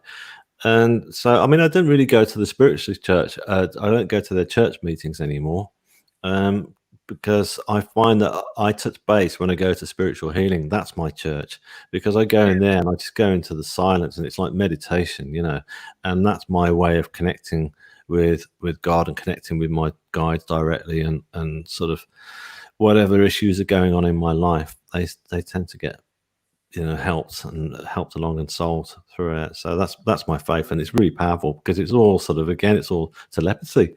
No one stood up reading from the Bible or reading from whatever faith they're coming from. There's no preachings, and I like that. I don't like to be preached. I don't like people. And get me wrong about this. What I've always felt, but for a little I understand of a spiritualist church, it seems like their focus is more on communion with the afterlife and understanding the afterlife. Well, the one that I've been to is that there is, but they also will, they'll talk about, they don't read from the Bible or anything like that, but Christ will come into it. They've got a picture of Christ on their wall and stuff, and they talk about God.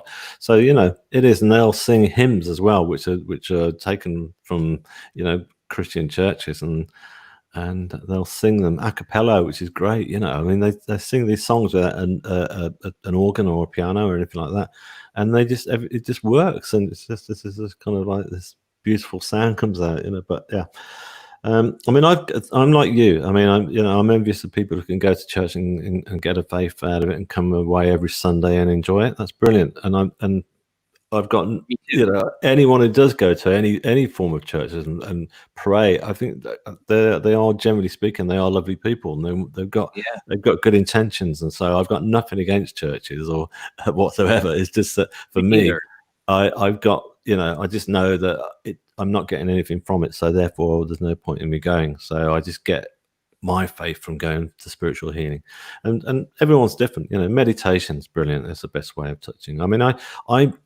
I urge people to pray to their guides and not be afraid to, and not to feel like you're not worthy and stuff like that, and all that kind of stuff, and or you're a sinner. You're not. We're all loved, and so I think that if we're in a sticky situation, doesn't matter how big or small it is, just pray to your guides and ask for help. And they want to help you. We've all got our guides, all of us. That's what I firmly believe. Well, the beings you saw in your afterlife, your experience, you feel those are your guides. They're with you now, right? Yeah, absolutely, I do, and they've remained with me, and I get to know little signals that when they are there, like you say, I'm not clairvoyant, I'm not a medium, but there's certain little things that I think I just if I'm thinking something through in my head and I've got to get something, then there's so many times when suddenly I'll just hear like a plate will rattle in my kitchen or something like that that's on the sink drying or something, and then it's like that was a signal to say yes, do it, go for it, and there's little things like that, and I just certain little signs that you get to know that they're with you and they're helping you. Yeah. But through meditations and stuff like that, I know a lot of people explore these experiences more. Do you think you've afterwards doing meditations or these healings discovered any like more revealing info about who those guides are to you, or more information about them? I think as time goes on, I mean, interestingly enough, now because the next stage of my journey from the music and the art was to write my book, and once I started writing that, I started to learn more. Things were coming through from that, and then once I'd written the book and started doing interviews with people like yourself, that I would be learning as I was talking. That people would ask me questions, and I would answer those questions, and I'd be thinking, wow, I didn't even know the answer to that one myself before, but it just came through naturally. So this is the next stage, which is brilliant. I'm enjoying sort of just broadening my audience just purely by talking about it, which I never thought I would do. The mediums used to say to me at the beginning as well. They used to say in the church when I was going there, they're saying, "Oh, they're telling me something about you've got to write your story." And I thought, yeah, if only. I'm dyslexic. I wish I could, but I've finally done it. So being dyslexic and writing a book is an accomplishment as well. Yeah. Exactly. So another talent kind of you wouldn't have written a book without this. Yeah, exactly. The next string to the bow, as it were. So that's it. Yeah, but that's been great. I know that the book's only been out like a week or so, but have you gotten any reception from people that have had a similar experience, or? Well, yeah. I mean, I found it just by people getting in touch, most certainly. I mean, because when I've done it, because of the interviews, they've been going on for quite some time now, and so people have been getting in touch with me through my social media and stuff like that, or emailing me, or responding to my videos and stuff. And so people have come back to me and asked me all sorts of questions. I mean, I was also people who've just lost their loved ones who want to know, it's great to be able to turn around and reassure them, that their loved ones are in a good place. That I knew that when my mother passed, that yes, I was grieving the physical loss of my mother, and that was hard, but it was helped big time knowing exactly where she'd gone. I knew straight away when she passed, that she'd gone to the beautiful place that I'd been to. And I actually turned around and said to my mom, and I said out loud, well, not aloud, but I said, like, Mom, I said, I know you're going to be really happy where you are now. You're going to love it. You're going to love being there, because I know she will. But so being able to help people with that is great, and so people come back with all sorts of questions as well. So I try and answer as best as I possibly can, and I take every single thing incredibly seriously. Yes, I mean, it's every single angle that people come in at. It means a lot to me. So it's great that people want to get in touch. So anybody that does, please do. Besides the little girl's painting, was there anybody else's near-death experience or something that connected with you that was like, wow, that's very similar to mine? Yeah, that's happened a few times, especially since I've been doing interviews, actually, because I've been, in fact, I was one of the first US interviews I did was somebody called Trisha Barker, and she'd had a near-death experience herself, and she had a book out a year back, and we did the interview, and then she interviewed me, and then right at the interview, we ended up chatting for about another 45 minutes, just comparing notes, and it was great. It was that kind of like, sort of like, oh, did you feel that? What about when you woke up in the hospital? Did you get that? Yeah, that's how I felt, Yeah. And so there's just so many similarities, and it's brilliant. So it's like a club. It's like going back to the Richard Dreyfuss thing, that we were all building these clay models, and then they were all heading to this point.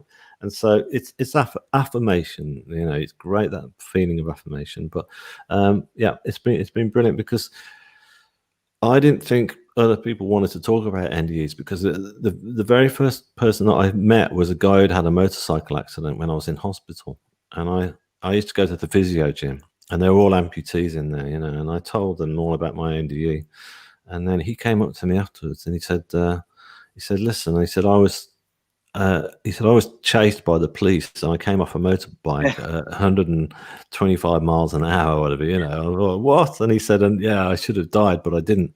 And he said, you know what you just talked about? I said, yeah. He said, well, that happened to me. I said, oh, wow. I said, have you told people about it? And he said, no.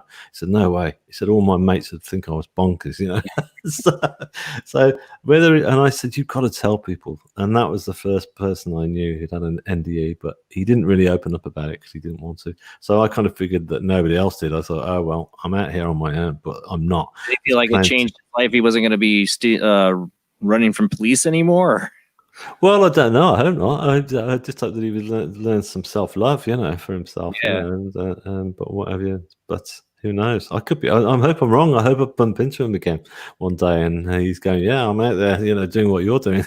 Or at least not stealing motorbikes. Some people have near-death experiences, and it's not. I guess I would say it's not the joyous revelation that a lot of other people have had. That's right, yeah. It's like they almost there's people who commit suicide to get back to it. Like there's some dark things that happen for people that have near death experience, or part of that post traumatic syndrome, or whatever the traumatic instance that happened. It's hard for them to deal with.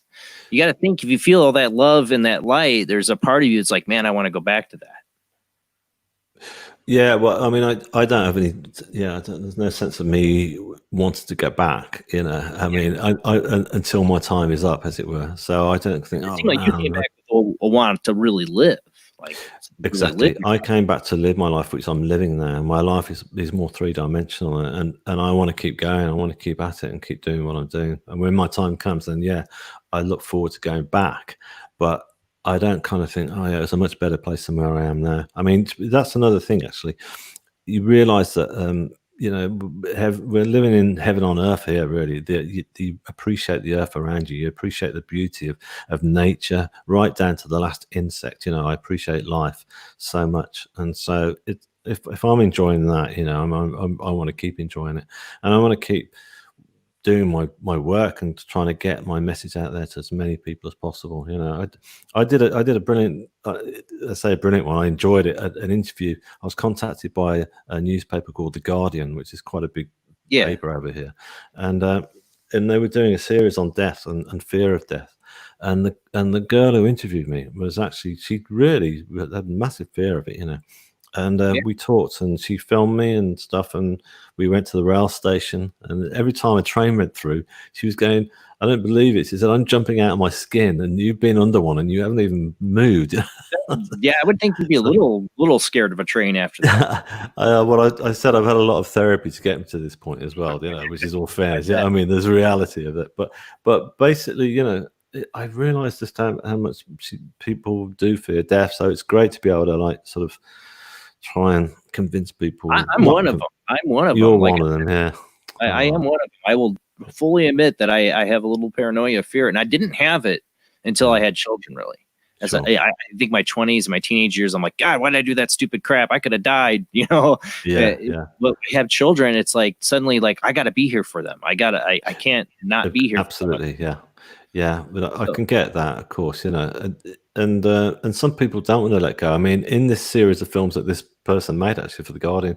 They interviewed people who were terminally ill. They got cancer and stuff, and one of them she interviewed, he didn't say he'd had a near-death experience, and he didn't talk about it spiritually, but he just talked about the fact that he said that there'd been a few times where he'd gone in and out of consciousness, and he felt that he was like leaving his body, but he wanted to hang on because his family were here, and he said that he was like, this force was pulling him away, but then he was pulling himself back. And I just thought, wow, that's incredible. What he's talking about there is that he was being drawn to the light. He was being drawn to the other side, and he was resisting it, because of his family, because of his loved ones. So he wanted to hang on. So, which is fair enough. But yeah, I can get where you're coming from, because you've got kids, and it's a massive difference, isn't it? So it's but that's the thing. I think that's one of the things I find most amazing about near-death experiences is the fact is when you're over there, like you had the thought of, well, I'll see my family soon. Yeah, exactly. Like you had this knowing, and it might explain a lot, because you have people that are like, I'll come back and give you a sign, or I'll do this, or Harry Houdini, who's like going to come back in a seance and never did, really, probably. You wonder what changes when they get to the other side. They're not able to communicate, or is it they know something once they get there that's like, oh, everything's fine, don't worry about it, I don't have to come back, I don't have to, Only times I see the most powerful experiences people have, like usually with the paranormal, is a loved one coming across to them after they're passing and letting them know they're going to be all right. I've had that experience. Right. Oh, okay. Yeah. Well, that's it. As I say, that didn't happen to me. I didn't have a loved one come over to me, but maybe that just wasn't the way it was meant to be for me. I think I learned all my lessons through the telepathy that I gained there. I mean, some people, they don't have it that easy. There's some people who go when they have their near-death experiences that I've read about that, they go through this life review process, or even like a hell experience, or some that do have, or even like a hell, exactly, and a hell where they get there and it's not all, and so they've got to deal with that. It's almost like they've got to deal with their demons. Some people haven't been that great throughout their lives. They might have killed somebody else. They might have been bullying somebody else throughout their life. And so they've got to deal with that when they got to the side. So that's what they call the life review. I mean, there's and once they've been through that, then they're able to pass over into the peace and the beauty that awaits. And I think it does await us all. I don't think this thing of heaven and hell exists where people just, if you messed up throughout your life, you're going downstairs. I think it's like we're at the end of the show. But the one thing I've always said about the heaven and hell thing, it's like, oh, you've committed a eternal sin, you're going to hell. Well, I guess anything else I do at this point doesn't matter, right? I can just keep doing whatever I want, right? I'm screwed anyway. We're going to hell. Good point. No point. That's what I've always thought about that. David, I want to thank you so much for being on the show tonight. You're an excellent guest. I want to make sure you get out the information to people. Your website, shineonthestory.com, correct? That's it. Yeah, that's it. And everything's on there. You can listen to the music free on there. You can look at the paintings and also order the book, please, if on there. If you want to buy it, please do. It's free. It's out on Amazon now. So yeah. Awesome. Yes. Highly recommended. Thank you so much, David. I appreciate you coming on, especially early in the morning for you. Now the sun's bright and shiny now over there. Yeah, I'm sorry. My light sort of went at one point, didn't it? So it went a bit. But that's the beauty. It's like time travel. Well, thank you so much, David. Cheers. I'd love to have you back on the show some other time in the future too, and feature more of your art. Like, beautiful, beautiful artwork. I definitely want to check out more of that. And I've got to listen to the music too. I want to hear the music. That I couldn't play on the show, but I want to hear it. Go to shineonthestory.com. Check out those paintings. Check out the beautiful music David's created. Next week, we're going to have returning guest Dr. Heather Lynn with her newest book, The Anunnaki Connection. I've had her on once before. One of my favorite guests to had on the show, so I can't wait to get her back on and talk about her newest book I'm reading right now. Got it right here, Anunnaki Connection. It's going to be totally interesting next week. Same bad time, same bad channel. 10 p.m. to 1 a.m. Central, 11 p.m. to 2 a.m. Eastern, 8 p.m. to 11 p.m. Pacific time, or 4 a.m. in the morning if you're over in the UK. Thank you so much, David, again. Thanks, everybody, for watching. Thank you to everybody who shares the show out. That's the biggest help. Letting people know there's a place you can come and discuss openly with no judgment about the paranormal. We don't think you're crazy or weird here. Come join us on Paranormal Soup every Sunday night. All right, guys, have a great night. See you next week.